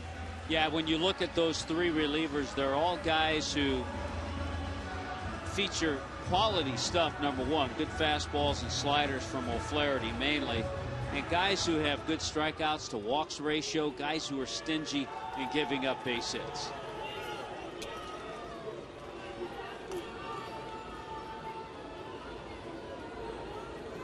Top of the order for the Marlins, you got Bonifacio, Amezaga, and Dobbs.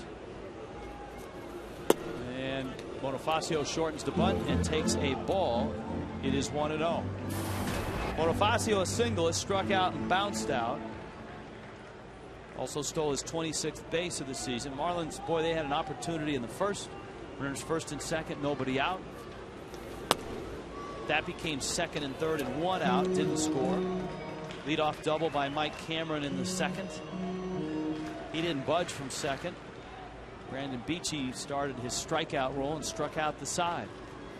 A little trouble with his footing on that last pitch, and all of a sudden a 3-0 count. Beachy then settled down and struck out 10, but he walked a couple in the 7th. And with John Buck coming up after homering late in last night's ball game, Freddie Gonzalez didn't want Beachy to, at 106 pitches, to face Buck again. He went to Anthony Varvaro, and Varvaro grooved a fastball, and Buck hit it out. Man, O'Flaherty's all over the place. 3-0 pitch, not even close. O'Flaherty a couple of times after delivering the pitch has looked down at the mound like that. See him but he didn't slip that time. He just made a bad pitch. And the mound's in great shape. None of the pitchers have had any issues with it. The mound was covered all day and did not get any rain at all. Yeah, you're right. Sometimes you'll see that front foot kind of slip a little bit, but really there was no slip there. He just had a couple of poor pitches. All right, you got a lot of things you can do here. With Amezaga at the plate, a good bunter, and Bonifacio speed at first. Amezaga drops it down. O'Flaherty's throw is to first, and the sacrifice is complete. Well, when you're Amezaga and you have Bonifacio at first, just bunt it back to the pitcher. There's no chance and no way O'Flaherty is going to try to throw to second. It's an interesting move here because Gabby Sanchez will hit for Greg Dobbs. There was no right-hander up in the Atlanta bullpen, so you're going to get Gabby and AB against a lefty. Well, and Gabby on the year has done a nice job, over 100 at-bats against left-handers, and he's hitting .307 against lefties.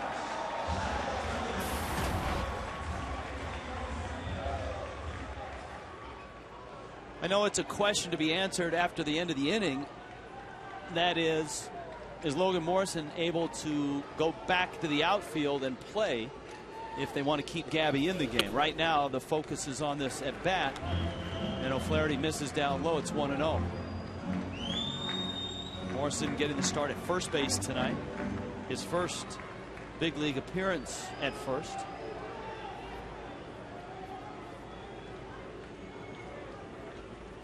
You know, that's one of the things about Amezaga bunting the first pitch is that O'Flaherty missed badly on everything to Bonifacio, and now he's gone 2-0 to Gabby Sanchez. The only pitch he threw over the plate was the one that Amezaga bunted. Yeah, he has not been real sharp. But right now, if you're Gabby, you'd like to look for that fastball. You want him to drive in a run. You don't want him taking if he gets a good pitch to hit. You didn't get a good pitch there. Didn't get the fastball either. Are you surprised there's no right-hander up in the Braves pen? You've got Stanton on deck. So many times, Freddie Gonzalez has just gone with O'Flaherty or Venters and then Kimbrel. And they're going to put Gabby Sanchez on, and that's one of the strengths And the charm of Venters and O'Flaherty is that they've been able to get righties out this year. That's right. They're left-handers. Both him and Venters are lefties who have been able to get righties out.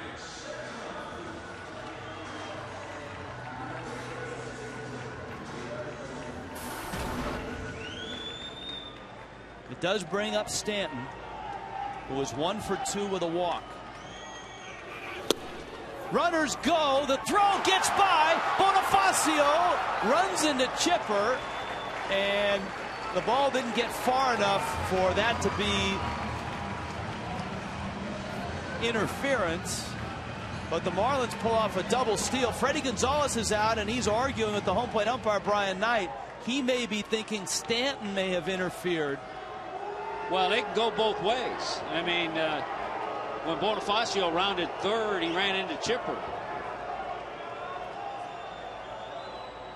I mean, when you're a big man, 6'5", and weigh about 250, it's hard to duck and get out of the way. Now the umpires are coming together, and this is at the request of Freddie Gonzalez. That's a great move, an aggressive move by the Marlins, by Bonifacio and Gabby to take care of the double steal. All right, here's a look. Stanton's in the box. He, but upon Stanton to crouch down on this throw. Plus, he swung at the pitch. And no, there was no interference there. He didn't even make contact with Stanton. I think, yeah, his bat did. The bat may have caught him on the chest protector. Ross kind of stepped into the backswing. But then he had a clear view and a clear throw to third base. The bottom line, he wouldn't have gotten Bonifacio. There's the bat hitting clipping. Ross. Now here's Bonifacio. Well, we don't see it. O'Flaherty is going to walk Stanton intentionally and set up an at-bat against Logan Morrison. That's a chance you take with the double steal, that you're going to take the bat out of Mike's hands. But you load the bases with one out, and you have a pitcher out there that's really had trouble throwing strikes. I'll tell you what, if Stanton had pulled a Miggy there, he had a pitch to hit. He had a pitch he could have extended on there. That last pitch of the intentional walk, and look at Stanton. He's, I'm sure, kicking himself that he wasn't ready. You remember Miguel Cabrera in Baltimore. See, I think you have to be more ready instead of just standing the way he was. He couldn't have swung at that pitch. Lesson learned from Mike Stanton. Bags are loaded, and the infield up the middle is halfway. Morrison takes a strike. The Marlins have great speed at third with Bonifacio. Gabby Sanchez at second, and Stanton is the runner at first.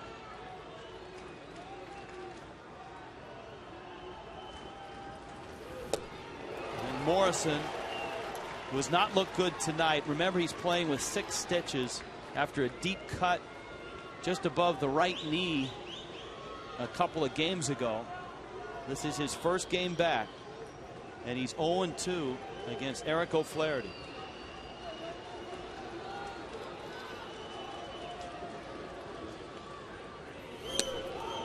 Almost hit him.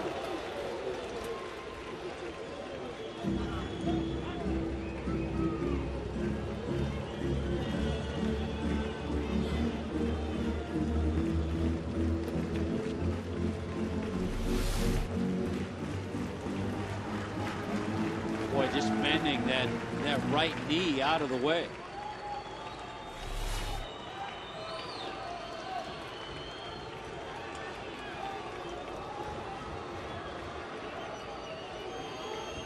O'Flaherty steps off.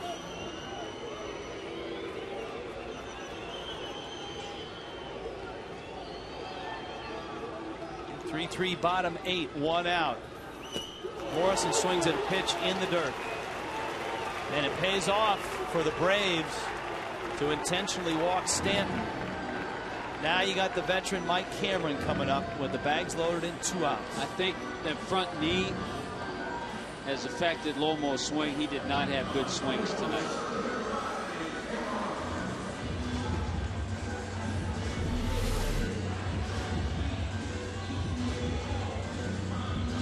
chased a pitch that hit the dirt before Ross caught it. Now Cameron. Well, the other thing working here is O'Flaherty's wildness. Yeah, and you have a guy up there who's been very patient, and it's going to make him throw some strikes. He walked Bonifacio. Remember, he fell behind Gabby Sanchez and then walked him. Foul back. 1-1.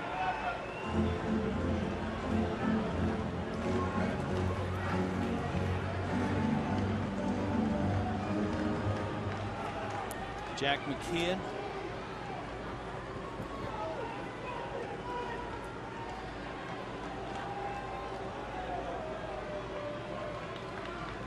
The 1-1. That's down low. Tonight, runners in scoring position. The Marlins 1 for 8. Of course, that one was John Buck's 3-run homer. 2-1 to Cameron. Dropped in a breaking ball. That's the last thing. That's a great pitch because that's the last thing Mike Cameron was thinking about. On 2-1 with the bags loaded? Yep. That's a terrific pitch. This has been O'Flaherty's inning from the get-go.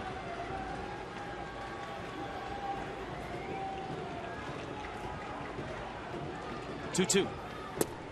Same pitch, got him. Eric O'Flaherty strikes out Mike Cameron, and the Marlins, who had him loaded up with 1 out, don't get a thing.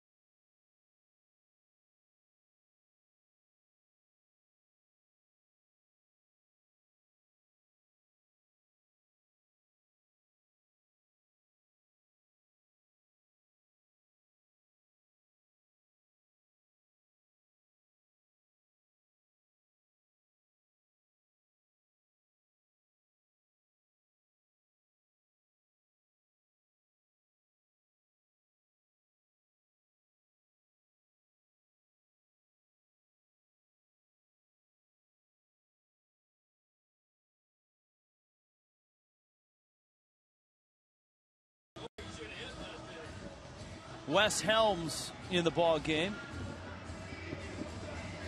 Gabby Sanchez will stay in the game, and Leo Nunez comes in as well. So Nunez gets the 9th.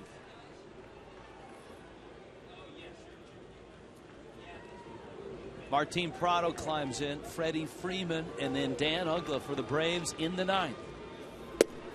Nunez throws a strike.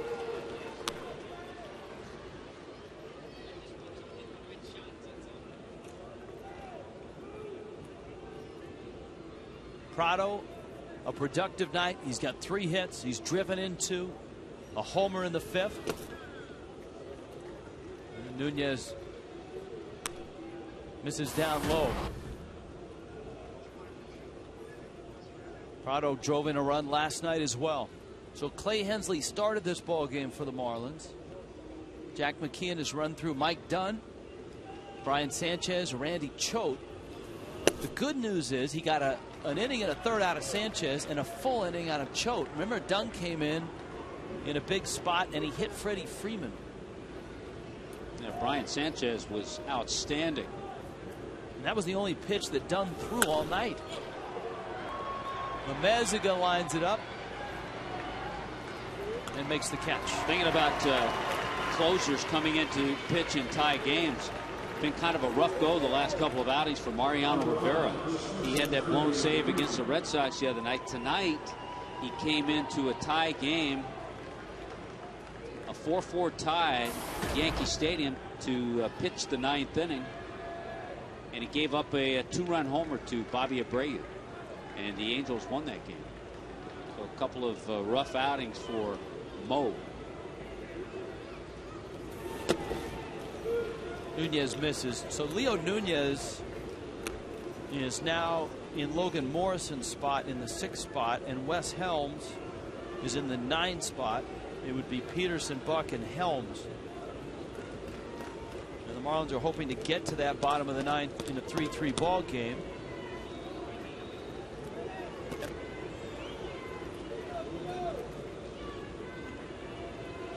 Freddie Freeman. A lot of it comes into play too, Rich. You start thinking about with Venters loosening up, and I'm sure Kimbrel is available, but it would be a three in a row for him. You start thinking about last night, and that Buck home run last night forced the Braves to bring Kimbrel in the game last night. That was about the only moral victory that the Marlins had last night, was the fact that they were able to force the opposing manager to get his closer up and in the ball game.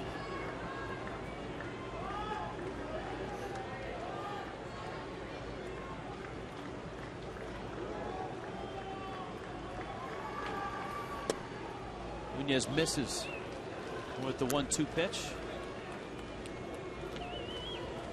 On a night where Clay Hensley went 5 2/3. 3 runs, 4 walks, 4 strikeouts. Logan Morrison's return to the lineup had been a tough one for him. Brandon Beachy punched out 10 6 2/3.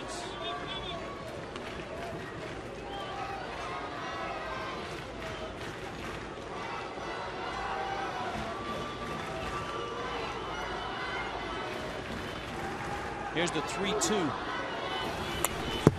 And Freeman may have swung at ball 4. Good run on that pitch from Nunez.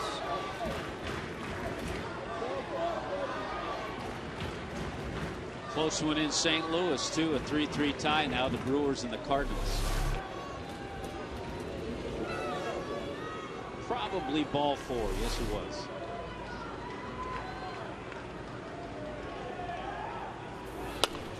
Ooh, wow. That almost got Ugla. Wow. And remember, Marlin fans know, and Ugla knows, he was here when Logan Morrison was hit in the cheek.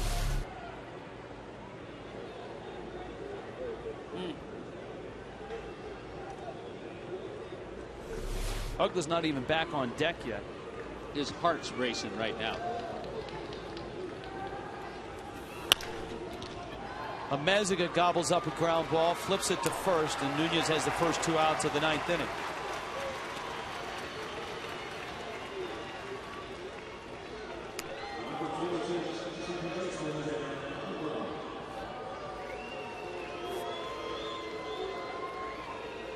Ugla tonight has extended his hit streak to 30 games, an infield hit in the 5th.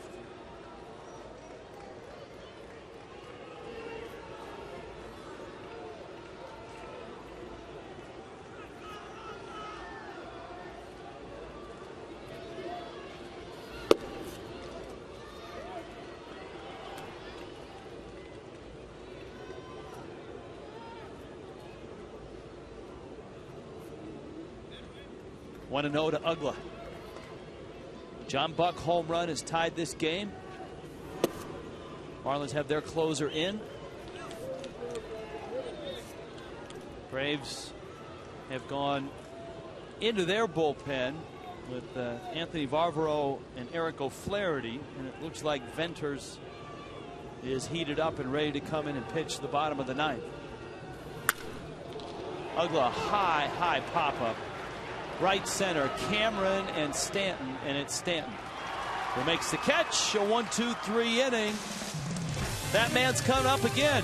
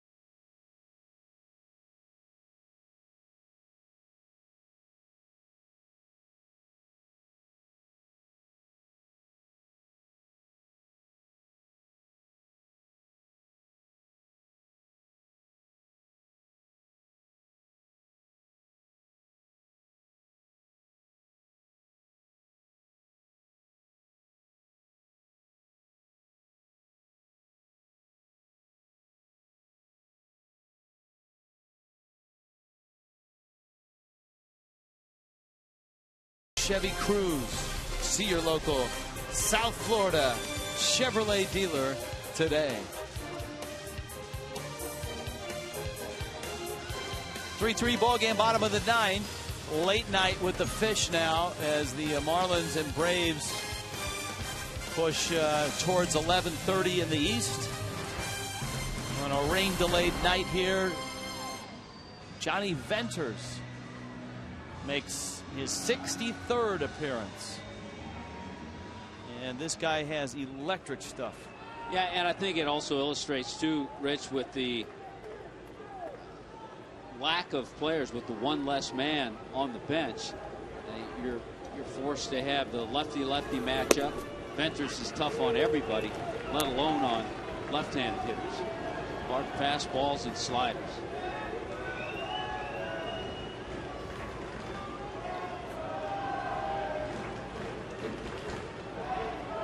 Peterson tonight is 0 for 3. He fouls it at the plate. Quickly it's 0-2. You got John Buck to follow, and then Wes Helms. Andy Ramirez, for all that we know, is not available.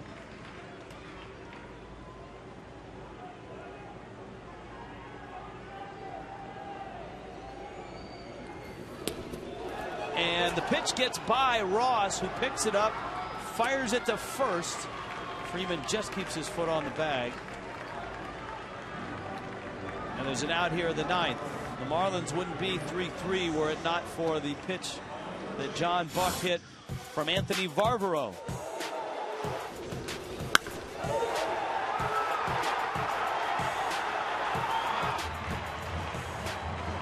A no-doubter, a blue cedar. And his second homer in the last 2 ball games.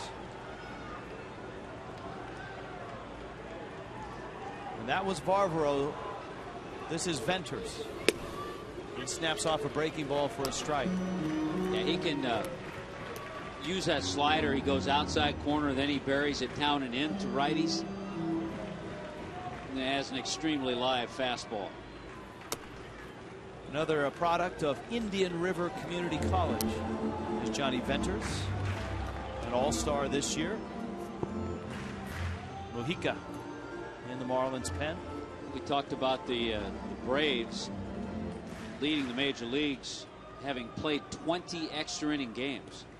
So if the Marlins aren't able to do anything here, it'll be 21.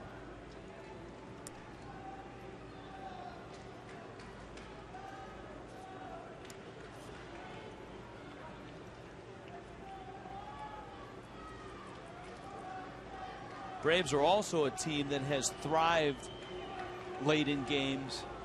They have won 19 games in their last at bat, and that's best in the big leagues. Now Venters is looking at the mound. Remember, O'Flaherty was having issues. You saw Nunez glance down a few times.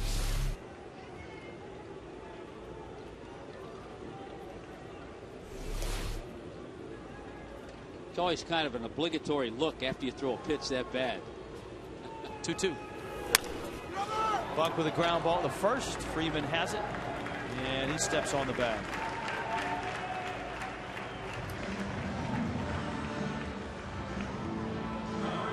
Wes Helms now against Venters.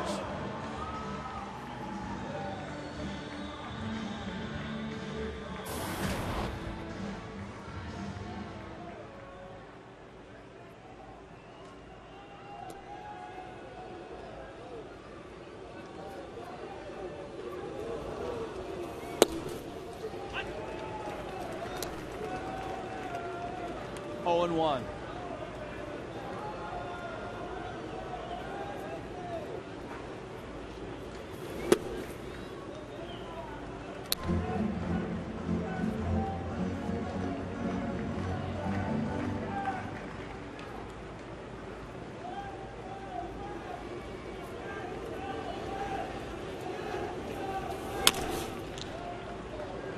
Pulls that one foul down the third base line.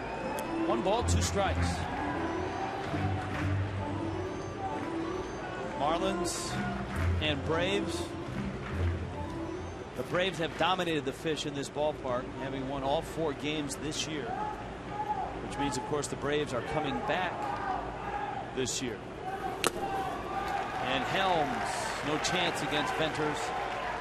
He strikes out, and the Marlins down in order. A little extra inning baseball on a rain delayed.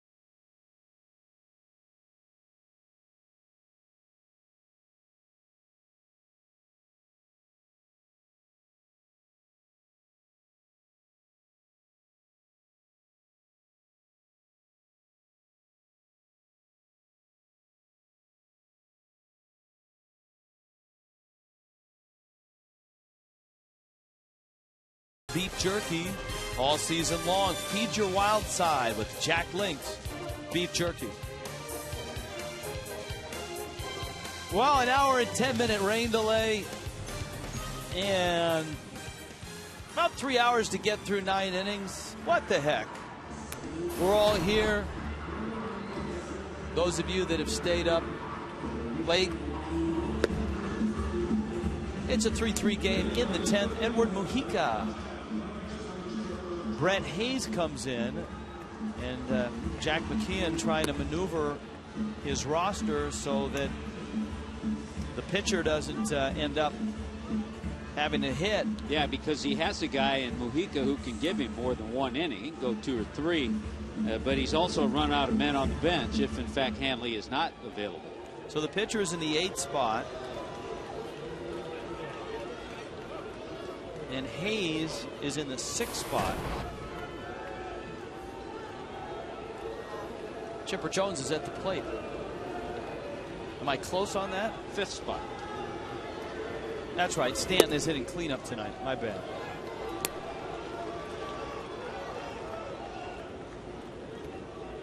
I have trouble counting after 11:20. Those things happen.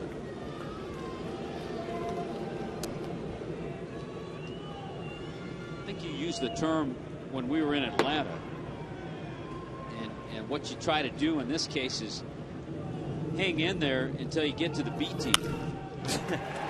Liner into left, but the hanging in there part isn't the easiest, and that's keeping the Braves off the scoreboard. And what you're talking about is the A team is O'Flaherty, Venters, and Kimbrel. The B team is everybody else. Yeah. By the way, that's the first hit off the bullpen. Clay Hensley gave up 8 base hits. Dunn faced 1 batter, hit a batter, but between Sanchez, Choate, and Nunez, that's the first hit the bullpen's allowed. There's the bunt. Mujica's going to go to second. Gets the out there. Chipper is out. Bonifacio with a nice stretch. A good play by Mujica. We have seen Edward Mujica do that a number of times this year. He's smart. Number one, he realizes Chipper Jones doesn't run the way he used to. So he knows he's going to have a chance because he gets to this bunt quickly. And he turns and makes a strong throw. And give credit to Bonifacio. Has to reach, but stays on the bag. It's a good play all around.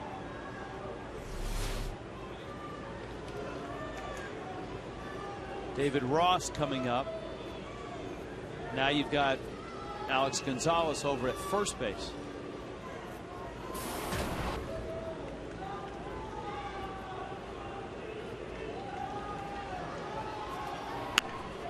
He drops down a bunt. Helms makes the play. And a nice one. Ross is out. But it does move Alex Gonzalez into scoring position. And here comes Constanza. Yeah, they're ruling it a sac bunt, but I guarantee you Ross is trying to bunt for a base hit. He does move the runner over. And a good play by Wes Helms. Even more so when you don't play a lot. And then you have to make an above average play. Timing, barehand the ball. It's not that easy. And Wes made it look pretty easy.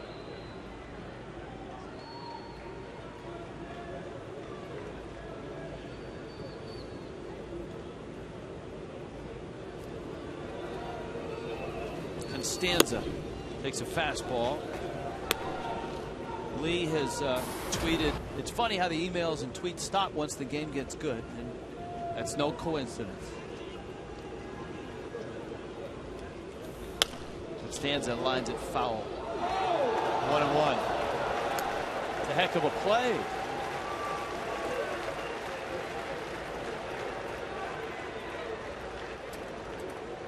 The Marlins have played 16 extra inning games, just 6-10.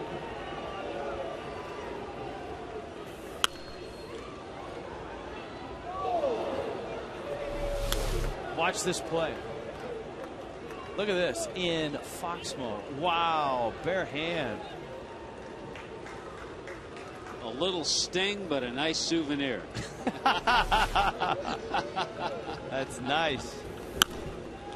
Constanza is swinging at just about everything Mujica throws up there. Right now, Mujica does not have to throw him a strike with the count 1-2 because Constanza is going to swing if it's close. And that may be the adjustment that the league makes to Constanza. Yes. With just 2 walks in his big league career. One of those came tonight. And he didn't throw him a strike, and Constanza went after it. So Mujica holds the line. 3-3, bottom of the 10th.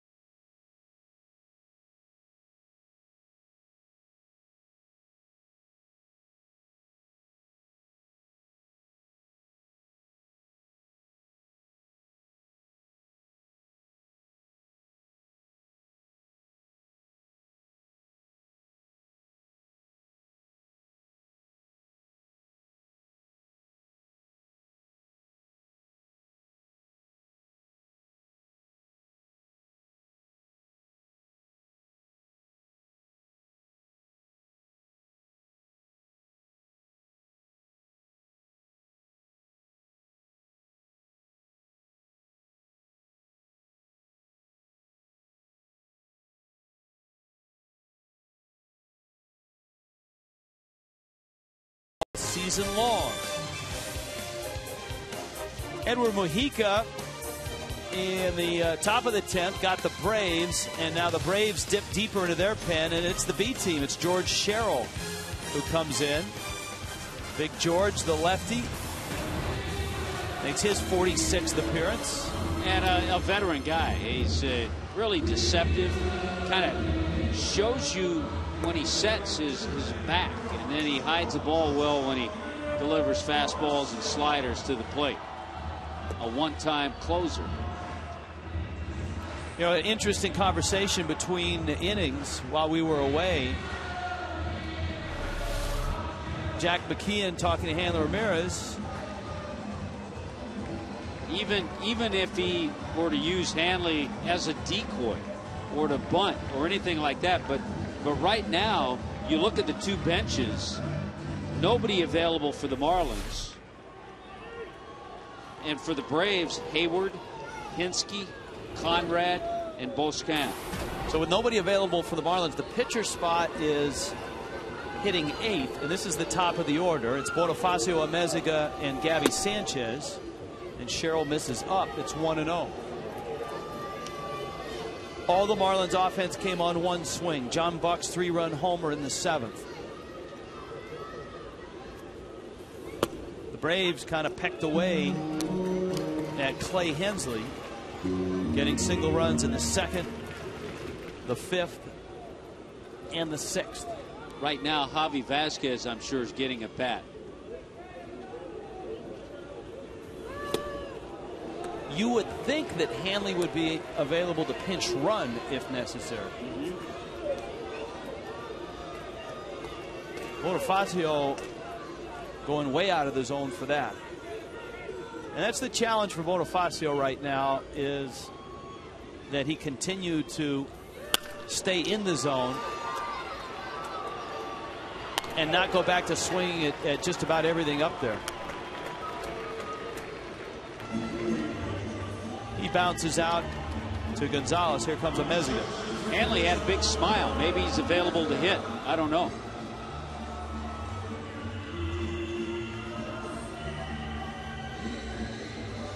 But I doubt it with the fact that he still has that warm-up on.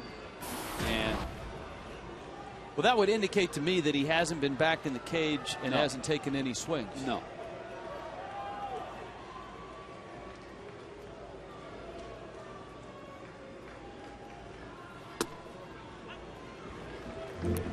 It's an interesting dynamic in this day and age of matchups where many managers go righties against righties and lefties against lefties, that the Braves are able to bring O'Flaherty and Venters out of the pen to face everybody in the lineup, each for an inning. And now here's Sherrill charged with the 10th.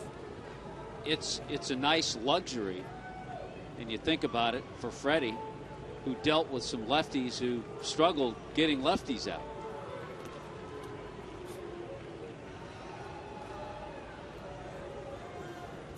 Amezaga looking for his first hit of the night. He had a sacrifice bunt his last time up.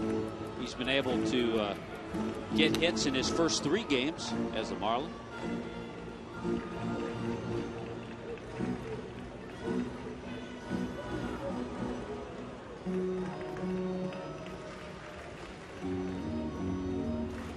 Bottom of the 10th in a 3-3 game.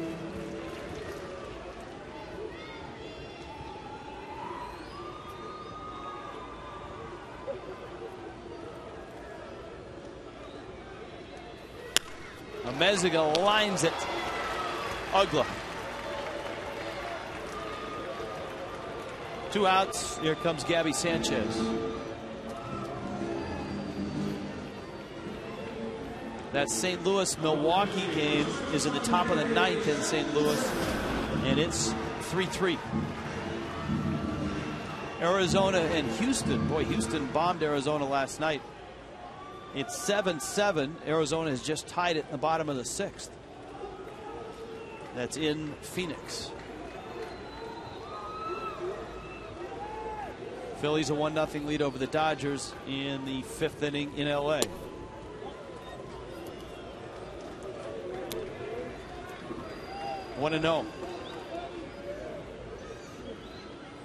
Gabby a night off until he was called upon in the 8th. He stayed in the game. Logan Morrison got the start at first.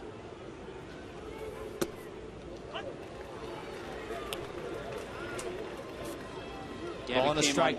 on the bat in the 8th inning, intentionally walked, and picked up a stolen base on the back end of that double steal.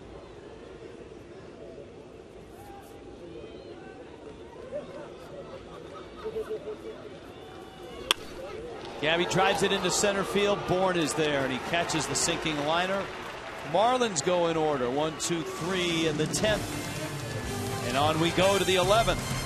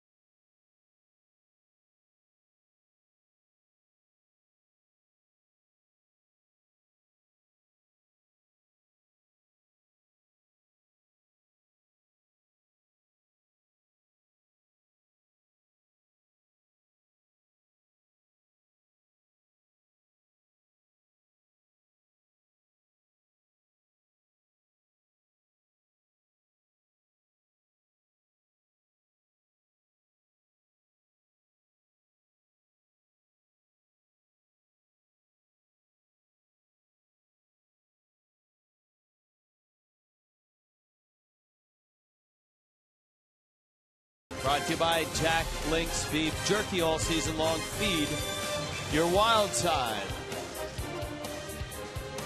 11-3-3. Atlanta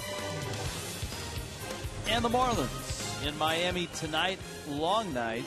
And our buddy with the cool hat and the nice shirt is hanging in there. It's been an Eric Hinsky sighting. And Edward Mujica misses inside. Another fine year for Hinsky. A little playing time. 7 pinch hits, 2 pinch hit home runs this year.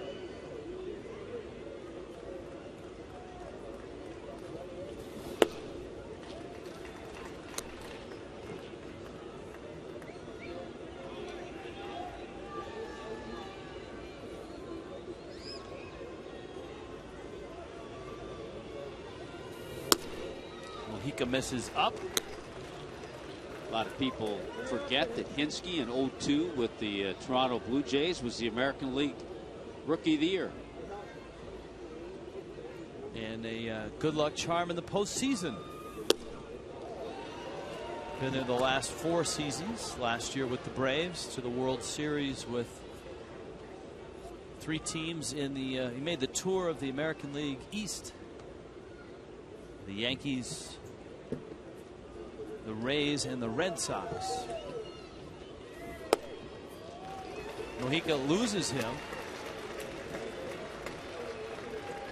All right, so we stopped the emails when the game got tight, and you know what? It's the top of the 11th. We're trying to stay awake. So bring it on. FoxSportsFlorida.com. On Game Connect, you just click where it says click here. Sorry. And then if you scroll down, you see the Ask the Broadcast thing on the left.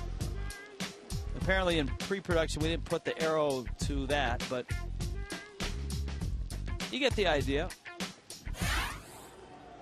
Jason Hayward as a pinch runner. And again, with the men that Freddie Gonzalez had on his bench, he's able to make this move to bring in a faster runner. But it tells you a little bit about the way Hayward's been swinging the bat. Left-handed hitter, he pinch hits Hinsky and then brings Hayward into pinch run. Oh, he got picked off, too. Oh.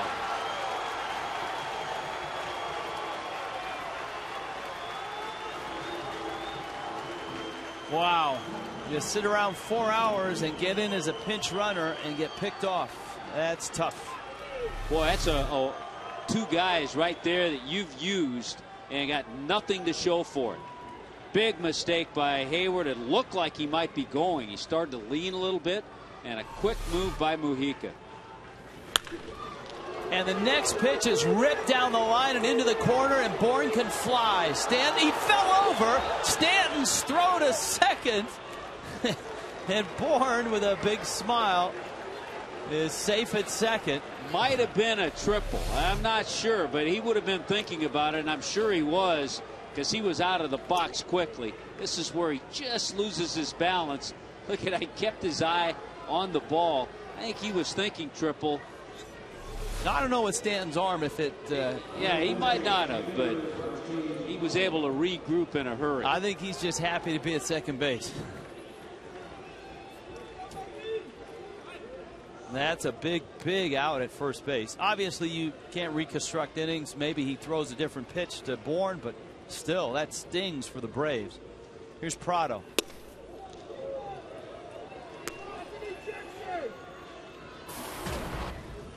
Martin Prado, some big hits in this one. Buck on his way out.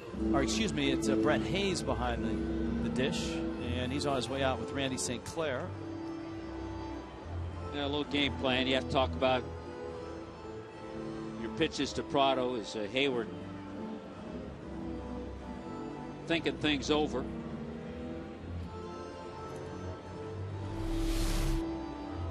Let's see the play.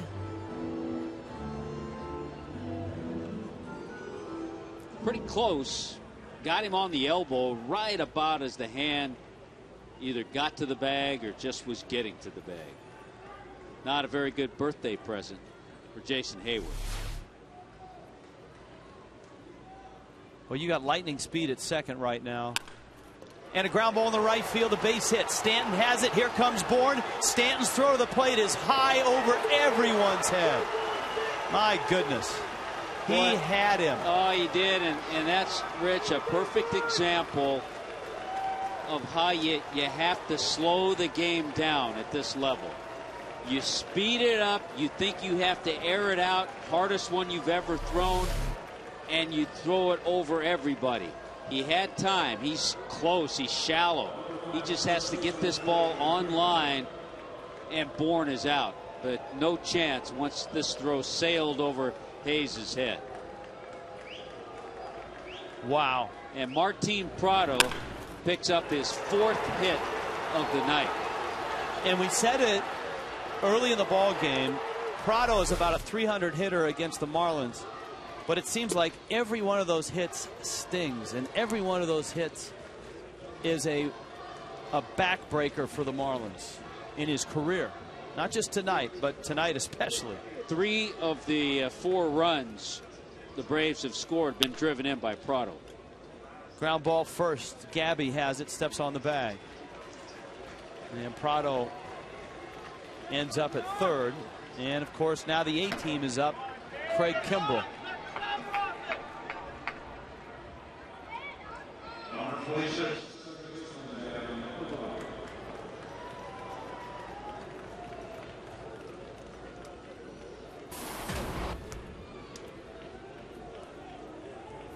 Uggla tonight is 1 for 5.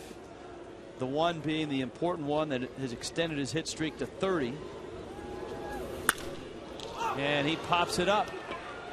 Cameron approaches. Craig Kimbrell comes in and tries to shut the door for the Atlanta Braves in the bottom of the 11th in Miami tonight.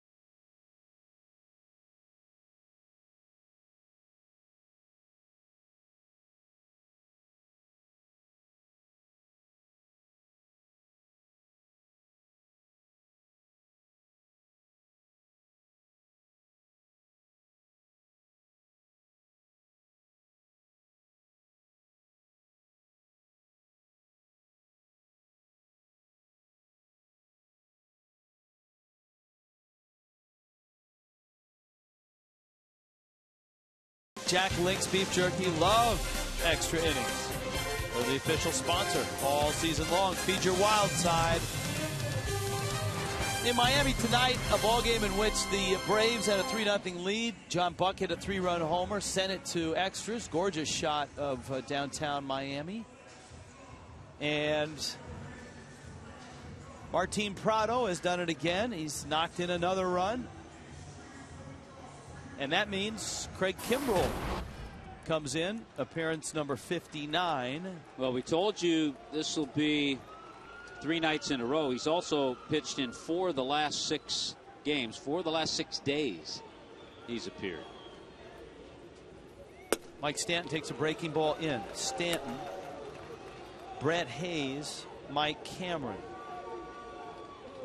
George Sherrill stands to win this game if Kimbrell can save it. And he grooves a fastball. 1-1.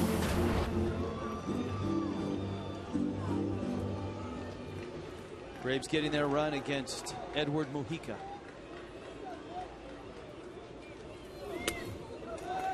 Kimbrell is 23, an all-star this year.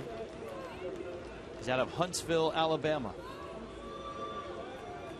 This is just his 4th year in professional baseball.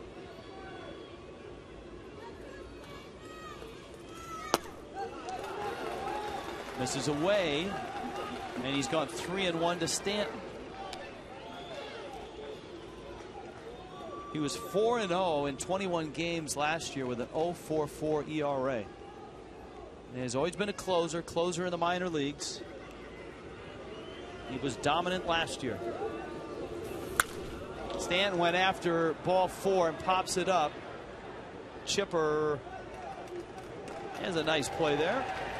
And Kimbrell, Rich, was dominant in the minor league. That's why he gave it to the fan sitting behind him. Good for him. And the fan said, no, you don't need to give that to me.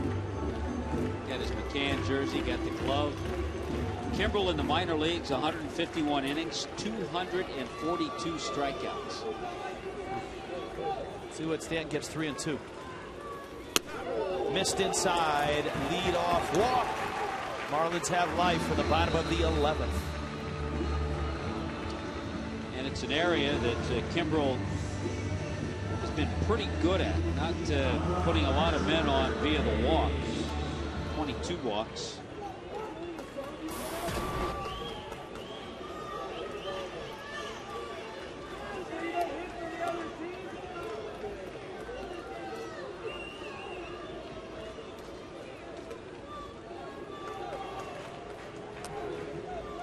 We were going to dive back into the email bag, then all of a sudden the Braves jumped up and got a run. Marlins hitting here with Stanton at first. Hayes at the plate. And he tries to bunt and fouls it out. Now, Tommy, the Marlins bench is depleted. So in a situation like this, I'm surprised he's bunting, because if you're trying to tie the game, you've got Cameron, Peterson, then the pitcher. That's what I'm saying. And so if he bunts and advances him, you're going to lose one of those 2 guys. And you may end up with the pitcher at the plate and the game on the line. Takes away Kimbrell. And maybe Ross thought it was a strike. 1 ball, 1 strike.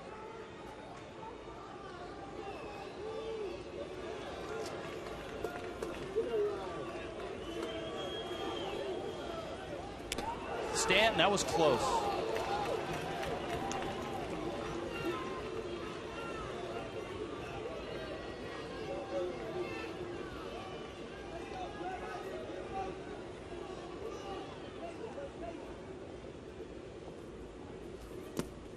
In the dirt, 2-1.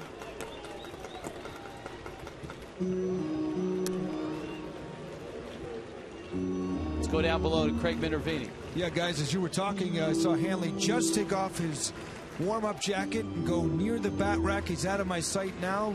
We'll see. I don't know if he's an option or a decoy. Well, there's a look at him. 2-1, and Hayes on a pitch that nearly hit him pops the bunt into the glove of Freeman. It was almost in self-defense, but it would have been ball 3.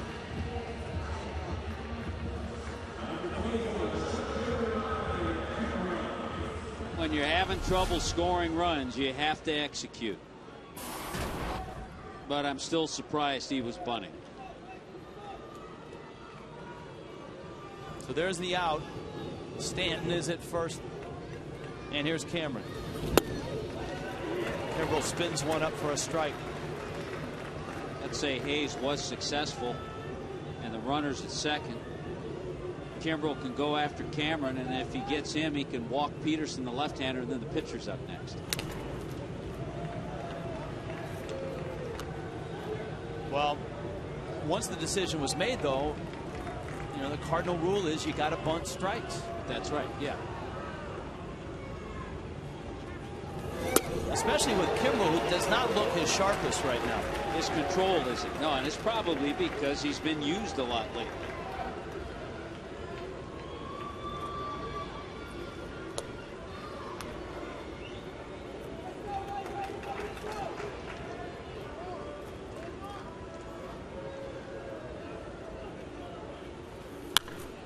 Cameron fouls it back out of play. There's the workload that he's had last 7 days. And the 9 pitches last night, that was the one thing the Marlins were able to take out of last night is they were able to get him up and force him to work. 0-2 pitch. Cameron hits a scorcher. Gonzo has it. Uggla turns it. And the Braves finish on a sparkling play by a pair of former Marlins. Kimbrel gets the save, and Atlanta outlasts the Fish. The Marlins losing streak hits 6. And this ball game, as we approach midnight in the East, goes to the Braves in 11. 4-3 is the final. Marlins Live, well, you know the drill, is next.